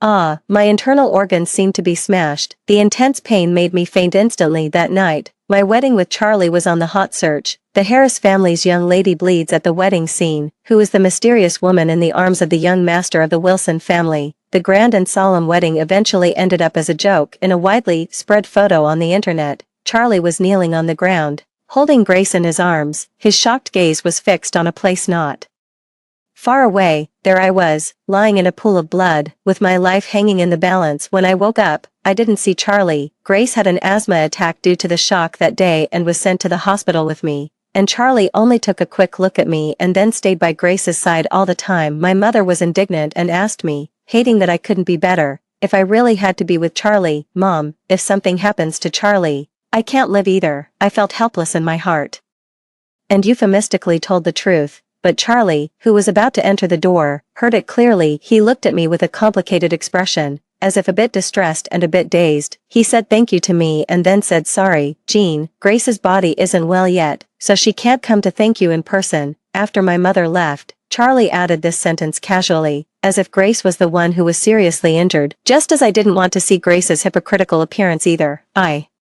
nodded indifferently. The doctor said that my condition was unstable and I couldn't be left alone. Perhaps to repay me for saving his life, Charlie took the initiative to take on the task of accompanying me. But not long after, he received a call from Grace. Her coquettish voice came from the other end of the phone. "Charlie, are you with Jean? I suddenly want to eat the wontons from that store at the West Street intersection." I wonder if I'll go buy them now, before Grace could finish speaking, Charlie said without hesitation. I clearly saw the smile on Charlie's lips. This stupid love struck full. After hanging up the phone, Charlie seemed to remember the doctor's instructions and looked at me with a hesitant expression. I knew about that wonton store. There was always a long queue. I thoughtfully told Charlie not to worry about me. After only a moment of hesitation, he stood up. Sorry. I'll come back as soon as possible. He nodded slightly to me and casually asked if I wanted to eat wontons. I gently shook my head and showed him a round and lonely-side face. As expected, Charlie paused for a moment. When he turned to leave, a trace of shame flashed across his face, but I never expected things to be so coincidental. Right after Charlie left, I felt a sharp pain in my head. I tried to hold on to my dizziness and pressed the call button. The nurse urgently pushed me into the ICU, but couldn't get in touch with Charlie to sign the papers. The system told me that Charlie was queuing up to buy wontons and didn't hear the phone ring at all. What a disaster. I shouldn't have pretended to be generous to gain his favor just now. I regretted it so much that I rolled my eyes and completely lost consciousness. When I woke up again, I saw the slap mark on Charlie's face and couldn't help laughing out loud. Jean, Charlie turned his face away a bit angrily. Did you do it on purpose? I was only out for 10 minutes, and you managed to get yourself into the ICU. I shook my head, trying hard to hold back my schadenfreude, and said timidly, I'm sorry. Perhaps feeling guilty, Charlie was stunned for a moment and then closed his mouth awkwardly. That day, Charlie surprisingly accompanied me until Grace embarrassedly troubled him again. Charlie, is Jean awake? My stomach feels a bit uncomfortable after eating the wontons. Could you please call a doctor for me? Miss Lynn had given the order, and of course Charlie was more than willing. Jean, stay put. I'll accompany you to go through the discharge procedures next week. Before leaving in a hurry, Charlie condescendingly told me. I nodded, but didn't take it to heart. Charlie had said many similar things, but without exception, he would break his promise because of Grace. After Charlie left, I found a bowl of wontons on the table. It had been too long. The wontons had absorbed all the soup and stuck together in a sticky mass. It looked unappetizing. I expressionlessly threw it into the trash can. On the day I was discharged from the hospital, Grace happened to be moving. Charlie sent his assistant to pick me up. When I woke up from the sofa, Charlie's coat was draped over me. Charlie was working in the study. I decided to seize the opportunity to show my attentiveness and brought him a cup of hot milk. Thank you. Charlie didn't raise his head and frowned, rubbing his chest. I immediately became alert. Charlie had congenital heart disease, and every time he felt uncomfortable, he would make this move. Where's your medicine? I asked nervously when I saw Charlie's lips turning purple. I accidentally left it at Grace's place. She said there are a lot of things during the move, and she'll give it to me in a few days when she finds it. Charlie's nonchalant look made my blood rush to my head. Charlie, is there something wrong with your heart or your brain? Doesn't Grace know how important this medicine is? I couldn't help raising my voice in anger. In a few days, you might be just a handful of ashes. Since I mentioned Grace, Charlie's face had turned ugly. He stood up with a sullen face and grabbed my arm. Jean, get out. Charlie was very strong, and I felt a tearing pain on my back. It hurts. My wound has split open. I cried out in pain, but Charlie ignored me and continued to drag me towards the door. Charlie, let go. I couldn't break free no matter how hard I tried. In a hurry, I bit his arm. Charlie's steps suddenly stopped. He let go of my hand and bent down in pain. With a bang, I watched helplessly as Charlie fell in front of me. I rummaged around, but Charlie's spare medicine was also gone. I had never seen Charlie's illness attack so severely. I was at a loss for a moment. The system reminded me that Charlie could hold on for at most 20 minutes. The nearest city hospital was only a 5-minute drive from home. Thanks to the system, I managed to carry Charlie on my back. Another sharp pain came from the wound on my back, and I couldn't help groaning softly. Warm liquid soaked my clothes and Charlie's. I endured the pain and moved towards the parking lot with difficulty. Jean, Charlie regained consciousness at some point and struggled weakly. Put me down, you're bleeding. His movements made me lose my balance. I staggered a few steps and almost fell. When I cried out in pain, Charlie ignored me. Now when I'm trying to save him, he's causing trouble. Don't move. I was angry and anxious, and slapped Charlie's butt hard.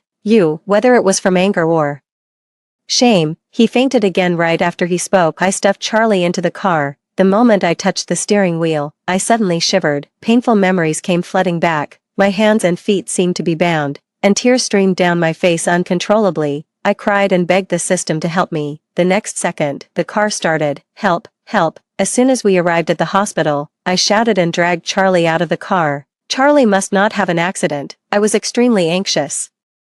Watching him being carried away on a stretcher, I then felt my legs go weak and couldn't hold on any longer. I knelt down and burst into tears. I was very familiar with this hospital. I had accompanied Charlie here many times. Every time, I would seemingly unintentionally pass by that ward. Through the glass on the door, I peeked at the person lying on the hospital bed. He was as quiet as if he were asleep, just like the way he used to lie beside me. But now, not only could I not stay by his side all the time, but I also had to pray to heaven again and again for the safety of another man. Charlie and I were admitted to the same ward. He even woke up half a day earlier than me. Jean, this is the first time I've seen someone being sent to the ICU because of excessive grief. Charlie's words sounded a bit sarcastic, but there was a trace of confusion in his eyes. He casually asked if I was really that afraid of him dying. I stared at his eyes, which were similar to that person's, and nodded seriously. Charlie, you know that if something happens to you, I can't live either. This was the second time I said this sentence. Charlie was stunned for a long time and then threw a crazy person at me.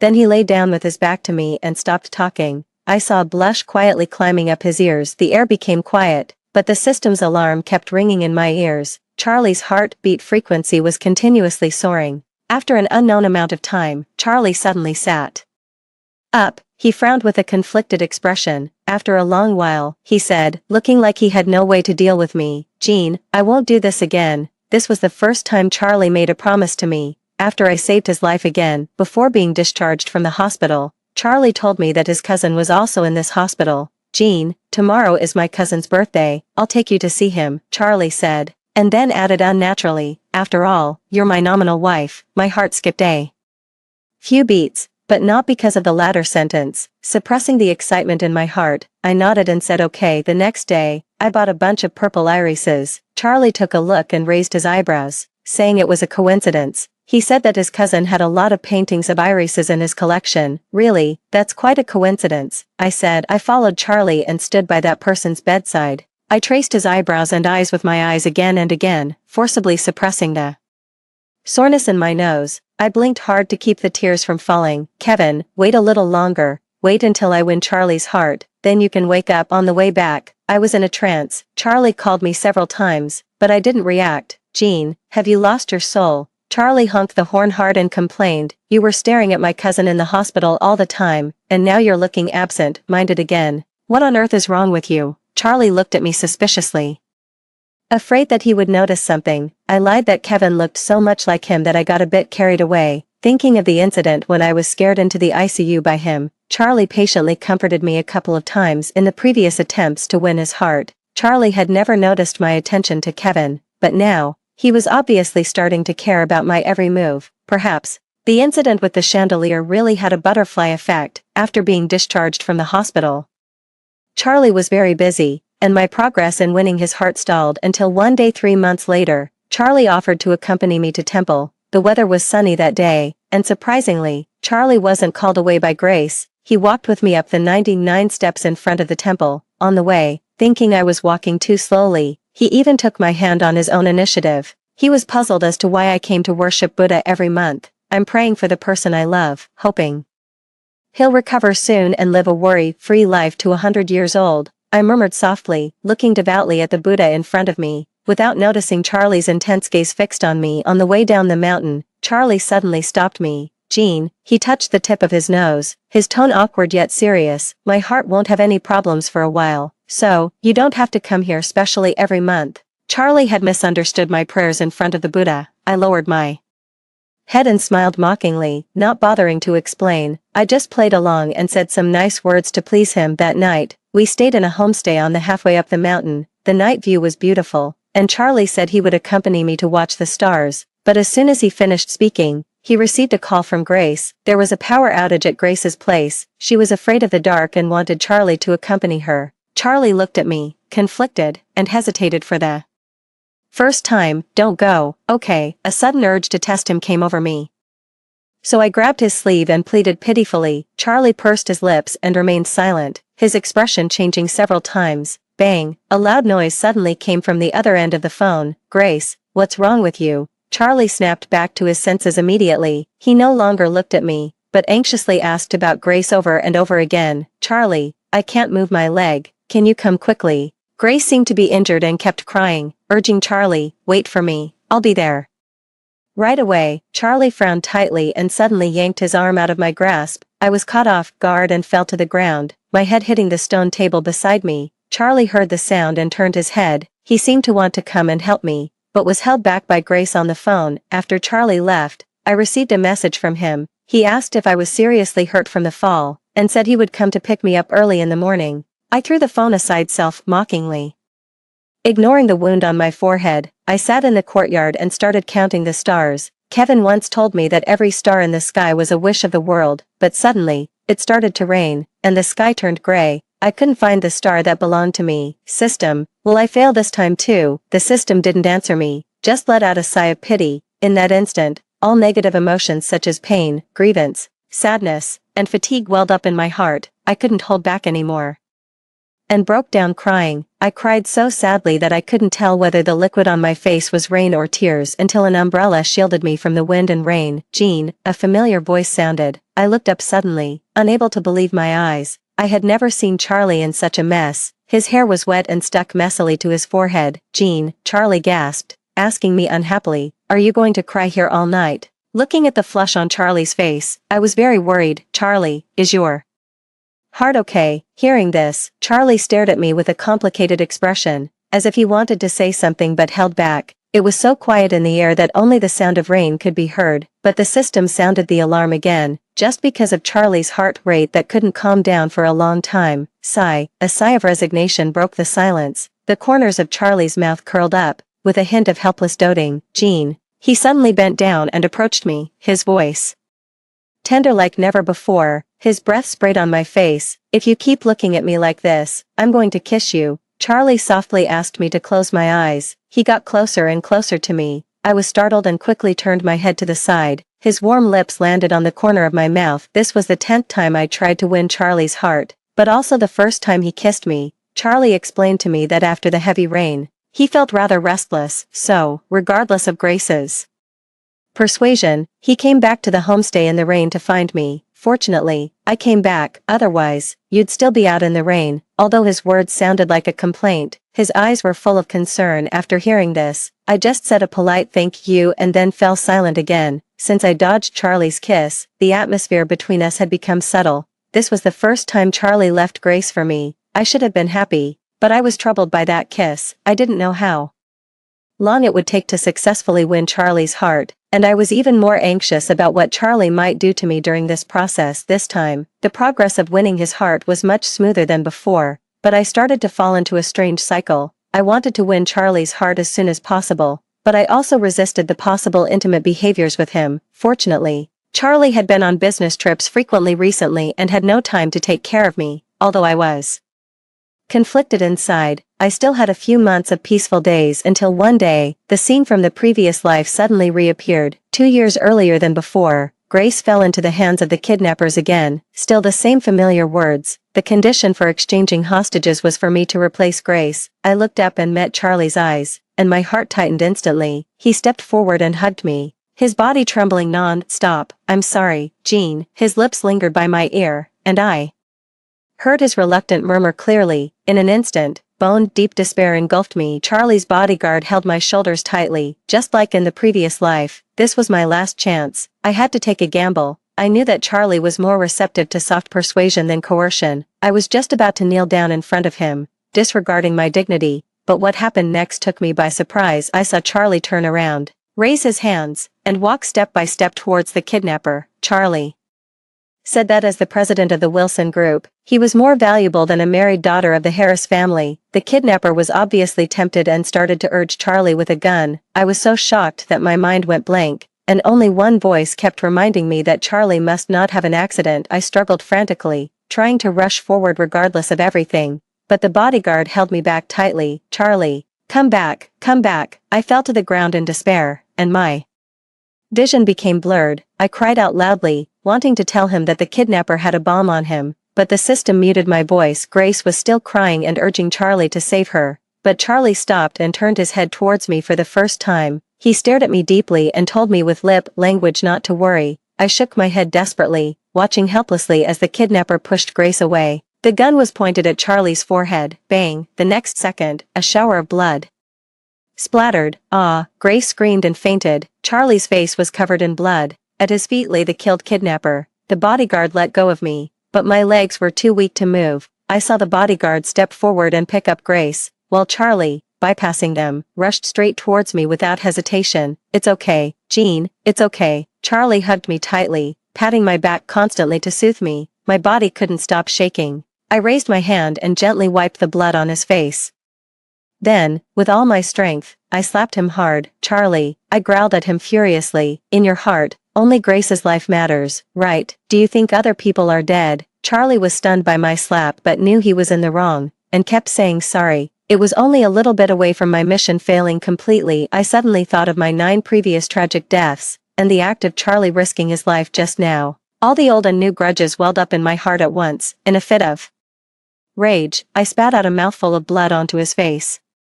I saw Charlie's eyes widen in horror. "Jean, Jean," he grabbed me tightly, shouting my name desperately, but I just felt my eyelids heavy and my mind wandering. Before losing consciousness, I seemed to hear the system saying congratulations. When I woke up, I was still a bit dazed. The system said that at the moment I passed out, I successfully won Charlie's heart, the last chance, in less than a year. It felt like I was in a dream. "Host, congratulations." I could tell the system was also a bit relieved. "Now, you can make your wish." The system said that on the day I spat out blood, Charlie carried me and ran outside like crazy. If the bodyguard hadn't calmed him down and sent me to the hospital in time, Charlie would probably have been sent to the ICU due to excessive heart load. "Host, if there is no suitable heart source for the operation, Charlie can live for at most 2 more years. The system told me to think carefully before making a decision, whether to get a suitable heart source for Charlie or to wake Kevin up. "System, why do you think I need to consider?" I felt puzzled and even a bit amused. I endured all the grievances to win Charlie's heart just to wake Kevin up. From beginning to end,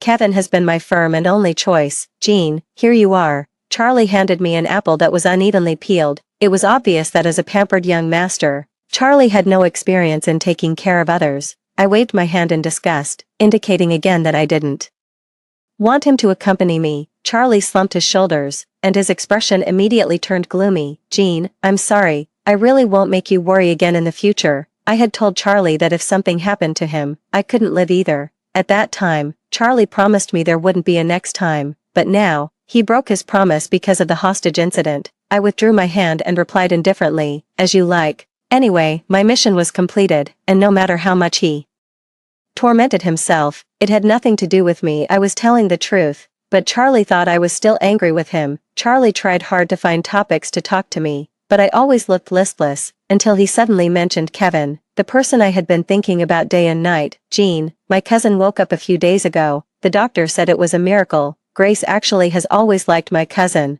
She was so excited that she cried for a long time this time." I thought Charlie was probably trying to distance himself from Grace in front of me, but I sneered and rolled my eyes. I remembered that I used to be jealous of Grace and sarcastically told Kevin that he was really lucky that both his junior sisters had fallen in love with him. "Marjorie, it's different." I still remembered Kevin's serious look at that time. He said that I was the love of his life, the one he was destined to meet. It just happened that I came to his side as his junior sister. When our eyes met, we only saw each other. "My name is Marjorie, and my lover is Kevin." We had been in love for many years until a car accident separated us between life and death. But now, I'm Jean, also the legal wife of Kevin's cousin. The night I was discharged from the hospital, I went to the restaurant where I had an appointment with Charlie. He said he had prepared a surprise for me, and I happened to have something to tell him. But I didn't expect that Charlie would break his promise again because of Grace. He kept explaining to me on the phone that Grace was rejected by Kevin, feeling sad, and got drunk in the bar, threatening to commit suicide. "Jean, I'll come to you right away after I send Grace home."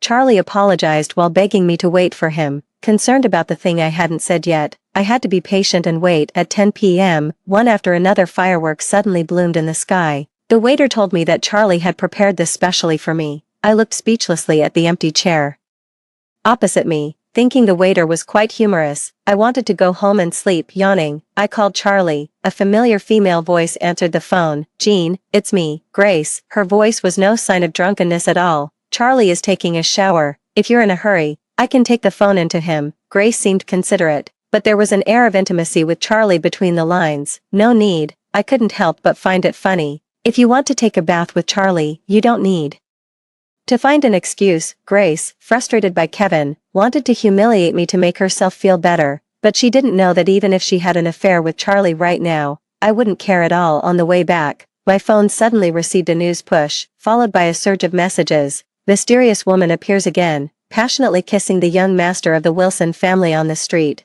The explosive title on the trending search instantly piqued my curiosity. At this moment, Charlie's call came in. Jean, don't believe what's said on the internet. Grace was drunk just now and suddenly kissed me. I pushed her away immediately. He was angry and anxious, as if he had suffered a great grievance. I clicked on the photos under the trending search. I had to admit that the angle of the sneak shot was perfect. In the photo, Grace was on tiptoe, eyes closed, kissing Charlie's lips. Although Charlie's expression couldn't be seen clearly in the shadow, it wouldn't make people think he was reluctant at the moment. Maybe this photo could come in handy in the future. I glanced at the divorce agreement waiting for Charlie to sign beside me and pressed the save button before the PR department deleted the post. Charlie and I returned home one after another. Without saying a word, Charlie plopped down on his knees in front of me, who was sitting on the sofa. Was an apology really necessary to be so grand? I was startled. Then I saw him blushing, lifting one leg, and solemnly taking out a pair of rings. Charlie said affectionately that this was what he owed me on our wedding day. Listening to his rapid breathing, I couldn't help but worry if he would faint again when we talked about divorce. I awkwardly avoided the rings and handed him the divorce agreement. Jean, did you take the wrong one? Charlie's face darkened as soon as he glanced at it, but the next second, he saw my signature on the agreement. Charlie looked at a loss, clearly flustered. Jean, believe me, there's really nothing between me and Grace. His eyes instantly turned red with anxiety. She vomited all over me last night. I asked my assistant to bring me clothes. After I washed up, I wanted to find you, so I was delayed. Grace once saved me. She was going to commit suicide, and I really couldn't ignore it. I was wrong. I won't leave you for her anymore. I promise you, Jean. The incident that Grace saved Charlie when he had a heart attack caused quite a stir in our school. After Charlie woke up, he fell in love with Grace at first sight. Since then, he has become her most prominent suitor. Thinking about it carefully, my 9 tragic deaths somehow became part of their play. I was annoyed and interrupted impatiently. Charlie, you don't need to promise me anything, just sign the agreement quickly. I had never spoken to Charlie in such a tone before. He was stunned on the spot, his mouth tightly pursed with disappointment and grievance. I turned my head away and stopped looking at him. After a while, I felt a weight on my knee. I saw Charlie half kneeling, hugging my waist, and gently resting his head on my lap. Jean, I love you. Charlie's voice was muffled. I tried to stand up, but his hands held me tightly. I should have told you this long ago. I was wrong. I won't let you be wronged again in the future. So, don't talk about divorce, okay, please, Jean. Charlie kept making careful and humble promises, like a dog being abandoned, clumsily trying to please its master. The moment the mission was successful, I knew Charlie loved me, but I never expected that the first time he said he loved me was right after I mentioned divorce. Didn't this guy know that belated affection was cheaper than grass? I frowned in disgust. Besides, for me, it wasn't about whether Charlie's love was late or not. Charlie, I must get a divorce, I said firmly, leaving no room for negotiation, because I don't love you. In an instant, Charlie raised his red-rimmed eyes and stared at me intently. I thought Charlie would angrily question me, but the next second, he actually grinned and giggled. His head even rubbed affectionately against my arms. Was he mentally deranged from the shock? I was completely confused by Charlie. Then I heard him say with certainty, Jean, so you were just saying angry words. He seemed rather relieved. Among so many reasons for divorce, you said you don't love me. You've been to the ICU several times to save me.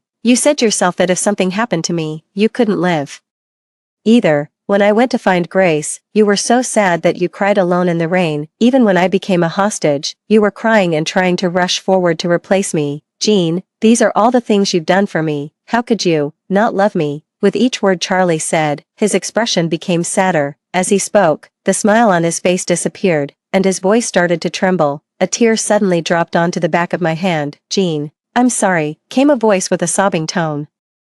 This wasn't the first time Charlie had said sorry to me, but for the first time, I felt his overwhelming guilt and remorse. Charlie's tears wet the divorce agreement. I remained silent. After his emotions stabilized, I said that I was going to move out, and he could come to me when he was willing to divorce. but Charlie stubbornly shook his head, saying that he would never divorce. Jean, this time it's my turn to chase you. I'll wait until the day you forgive me. Charlie's serious look was no different from Kevin's. I was stunned for a moment. Charlie firmly believed that me saying I didn't love him was just angry words after being deeply hurt. I was at a loss for words. At that moment, I even wanted to tell him everything. But then I thought of Kevin and their relationship, and could only swallow my impulse bitterly. I knew that with my current identity, I was no longer qualified to be with Kevin. Now I just wanted to get divorced from Charlie as soon as possible, and then spend the rest of my life alone, wandering around. Charlie took the initiative to contact the TV station for a live interview. He apologized to me for the news on our wedding day and clarified the photos that were secretly taken a few days ago. I did have feelings for Grace, but now I only love my wife, Jean. I've done a lot of wrong things in the past, which broke Jean's heart. Now I just want to spend the rest of my life making up for it.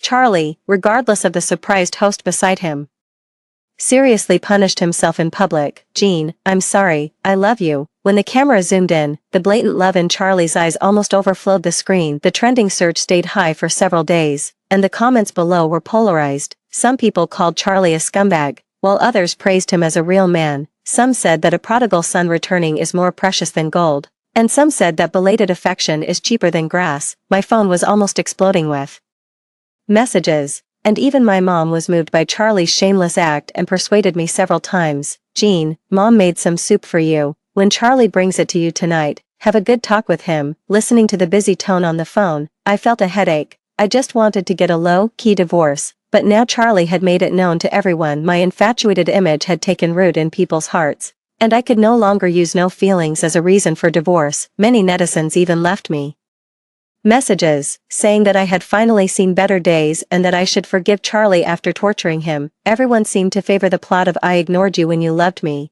and I regret and pursue you when I leave. But the most annoying one was Charlie, the culprit. Besides going to my parents' place to curry favor every day, he repeatedly asked me when I was going to torture him. Jean, now so many people are watching me. Can you give me a chance to start over? Charlie pleaded pitifully with his magnetic voice. I was so angry that I laughed instead. After sending "This is moral kidnapping," I blocked his contact information. When I saw Charlie at my doorstep, I remembered what Mom said about sending soup. The night wind was cold, and Charlie was only wearing a thin shirt. His pale face showed fatigue, but when he saw me, his eyes lit up instantly. Jean. Charlie raised the thermos bucket and smiled obsequiously at me. Mom made soup for you, but I couldn't reach you, so I had to wait at your doorstep. I took the thermos bucket, thanked him, and then euphemistically asked him to leave. But Charlie shamelessly insisted on watching me finish the soup before leaving. The soup was a bit cold. I took a sip and found that it wasn't made by my mom. It was really hard to drink. I looked up, met Charlie's furtive glances,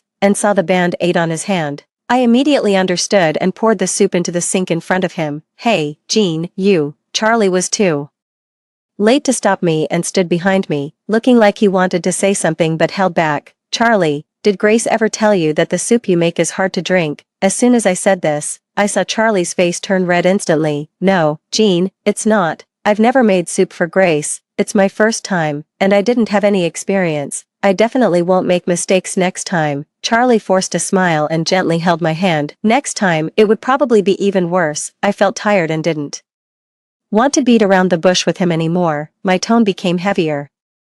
Charlie, I poured out the soup not just because it was hard to drink, but more because it was made by you. I don't need your kindness. Please don't bother me before you agree to the divorce. I thought Charlie would fly into a rage or at least leave with a cold face, but he just remained silent. After a moment, he asked self-consciously, Jean, can I accompany you to temple tomorrow? Looking at Charlie's eager eyes, I remembered that tomorrow was the day to go to temple to pray for Kevin.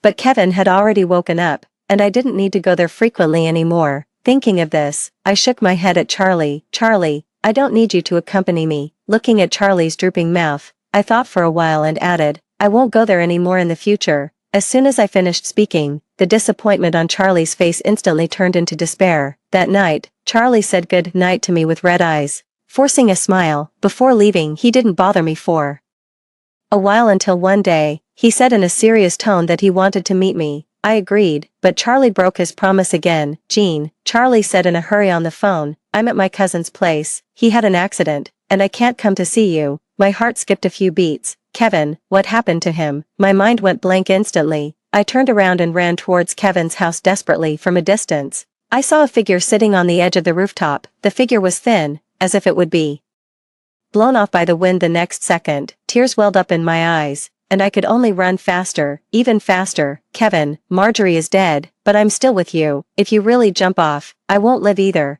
As soon as I reached the rooftop entrance, I heard Grace's crying, Miss Lynn, I don't know what my parents did to make you misunderstand. The voice that I had been longing for sounded, whether you live or die. What does it have to do with me? Kevin, who was always gentle, asked coldly at the moment. Grace turned around in embarrassment and left. She bumped into me hard, but I didn't have time to care. Kevin, I shouted. The two people left on the rooftop turned their heads at the same time. Kevin's eyes were full of confusion. He didn't know me. Jean, why are you here? Charlie also looked at me, who was in tears, with a blank face. Charlie, don't ask. I'm begging you. Go down and wait for us, I pleaded. Charlie's face changed several times, and finally he left in silence. The wide rooftop was left with only Kevin and me. Mr. Kevin, could you come down first, please? I approached Kevin cautiously, step by step. Kevin shook his head and gave a polite but distant smile. I'm sorry, I startled you at our first meeting. Kevin said he was very happy because he would be able to see his beloved soon. I watched as his body leaned outward a bit more. No, Kevin, Marjorie didn't die.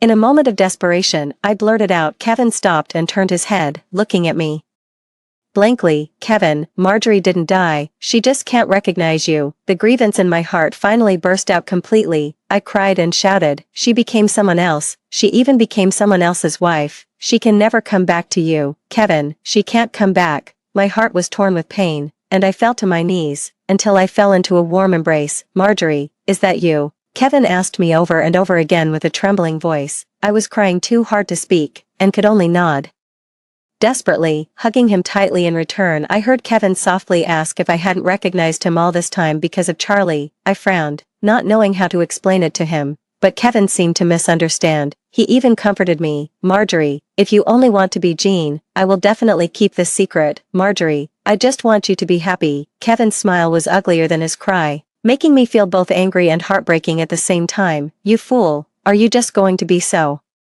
generous and give me to someone else? I muttered unhappily, then raised my head and kissed Kevin's lips. I was so focused that I didn't hear the approaching footsteps. Jean, what are you two doing? Charlie's angry roar came. He widened his eyes, looking at Kevin and me in disbelief. Jean, is this the reason why you insisted on getting a divorce? My brother just woke up, and you've already hooked up with him. After coming down from the rooftop, Charlie kept sneering at me, looking at his increasingly pale face. I couldn't help asking if he had brought his medicine. When you were kissing my brother just now, why didn't you worry about whether my heart could take it? Charlie couldn't help raising his voice, asking me sarcastically under Charlie's resentful gaze. After much hesitation, I told him everything, from my rebirth, to the system, and then to winning his love to save Kevin. I only didn't mention the 9 times I died tragically when the attempts to win his love failed. Since I had already succeeded, talking about those would seem like deliberately seeking pity. At first, Charlie frowned tightly, but later his face became expressionless. So, you really don't love me, right? Seeing me nod, Charlie suddenly kicked over the coffee table in front of me, his expression turning angry and distorted. Jean, you played with me. How dare you play with me? Charlie gritted his teeth, as if he was about to rush up and tear me apart, but the next second, a stream of tears flowed from his eyes. I had never seen Charlie look so desperate. He was crying silently, so vulnerable that he seemed like he would break at the slightest touch. I opened my mouth, but didn't know how to comfort him. Jean, Charlie's hoarse voice came, you're the most hateful woman I've ever seen. Charlie tightly pinched my chin. I was forced to look up and meet his eyes. Hatred, unwillingness, pain, sadness. Charlie's expression changed again and again. Finally, he laughed bitterly as if accepting his fate. I should hate you, Jean, he murmured, dejectedly resting his head on my shoulder. But why can't I bring myself to do it? That day, Charlie and I parted on bad terms. Jean, don't even think about getting a divorce from me. Charlie's tone was more serious than ever. He said that since I had deceived him, he wouldn't let me have my way. After Charlie left, Kevin asked me worriedly if I was willing to talk to him. I shook my head in silence. Kevin was thoughtful. If he knew the truth, he would probably blame himself even more. Marjorie, no matter what happens, I'll always be with you. Kevin didn't ask any more questions, just gently kissed my forehead. I told Kevin that I would resolve the matter between Charlie and me as soon as possible, but when no lawyer in the city was willing to take on my divorce case, I couldn't help calling Charlie to ask what he was up to. "Jean, you cuckolded me. And you still expect me to make way for your love?" Charlie had nothing nice to say. I suppressed my annoyance and explained. "Charlie, if it wasn't for the accident last time, I would never have revealed my identity to Kevin in this lifetime. I want a divorce just because I don't love you." Charlie angrily told me to shut up. "Jean, it was you who came to provoke me first. Divorce. Don't even think about it." Charlie's stubbornness completely irritated me, and I retorted harshly, "Charlie, our marriage is in name only. I can go to the hospital for a hymen test. If you don't divorce me, I'll find male models every day to cuckold you." Charlie hung up the phone without saying a word. When I regained my senses, I thought my words were a bit too much. A deliberate cough came from behind. I turned around and saw Kevin standing at the door. "Marjorie, I didn't mean to overhear what you said." Kevin seemed to have a conflicted expression, but there was a smile in his eyes. "I just thought it over and still wanted to give it a try. Before you find a male model, could you consider me first?" I knew Kevin was just trying to make me happy, but I still blushed instantly. Not long after Kevin left, my phone rang. "Jean, what was my brother doing at your place for so long?" Charlie's voice was drunk, and he started asking me resentfully as soon as he opened his mouth.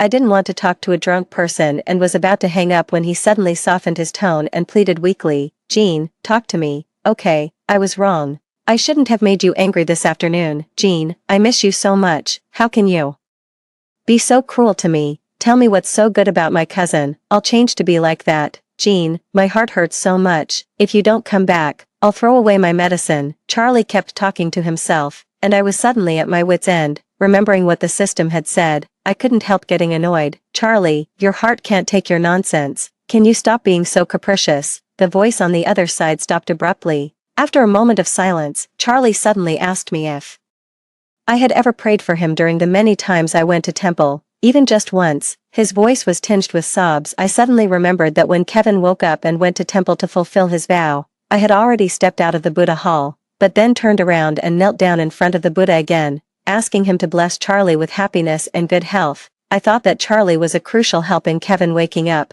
but the truth was too cruel. If I told him, Charlie might really be so angry that he would vomit blood. Seeing that I didn't say anything for a long time, Charlie laughed self-mockingly. "Jean, you really have no heart," he murmured and hung up the phone. I sighed and called Charlie's secretary. That night, Charlie was sent to the hospital again. The doctor said that if he continued to mess around like this, his heart could last at most one more year. Charlie said calmly on the phone that he wanted to see me. We finally made an appointment for 3 days later. The day he was discharged from the hospital. But the night before the meeting, I had an accident. When I woke up again, I found myself lying in an abandoned warehouse in the suburbs. Grace was standing in front of me with a hideous face. "Jean," her sharp voice cut through the silent night, making me shudder. "You bitch, having Charlie isn't enough for you. You actually want to seduce Kevin too. Charlie actually came to warn me because of you. What kind of magic potion did you pour into him?"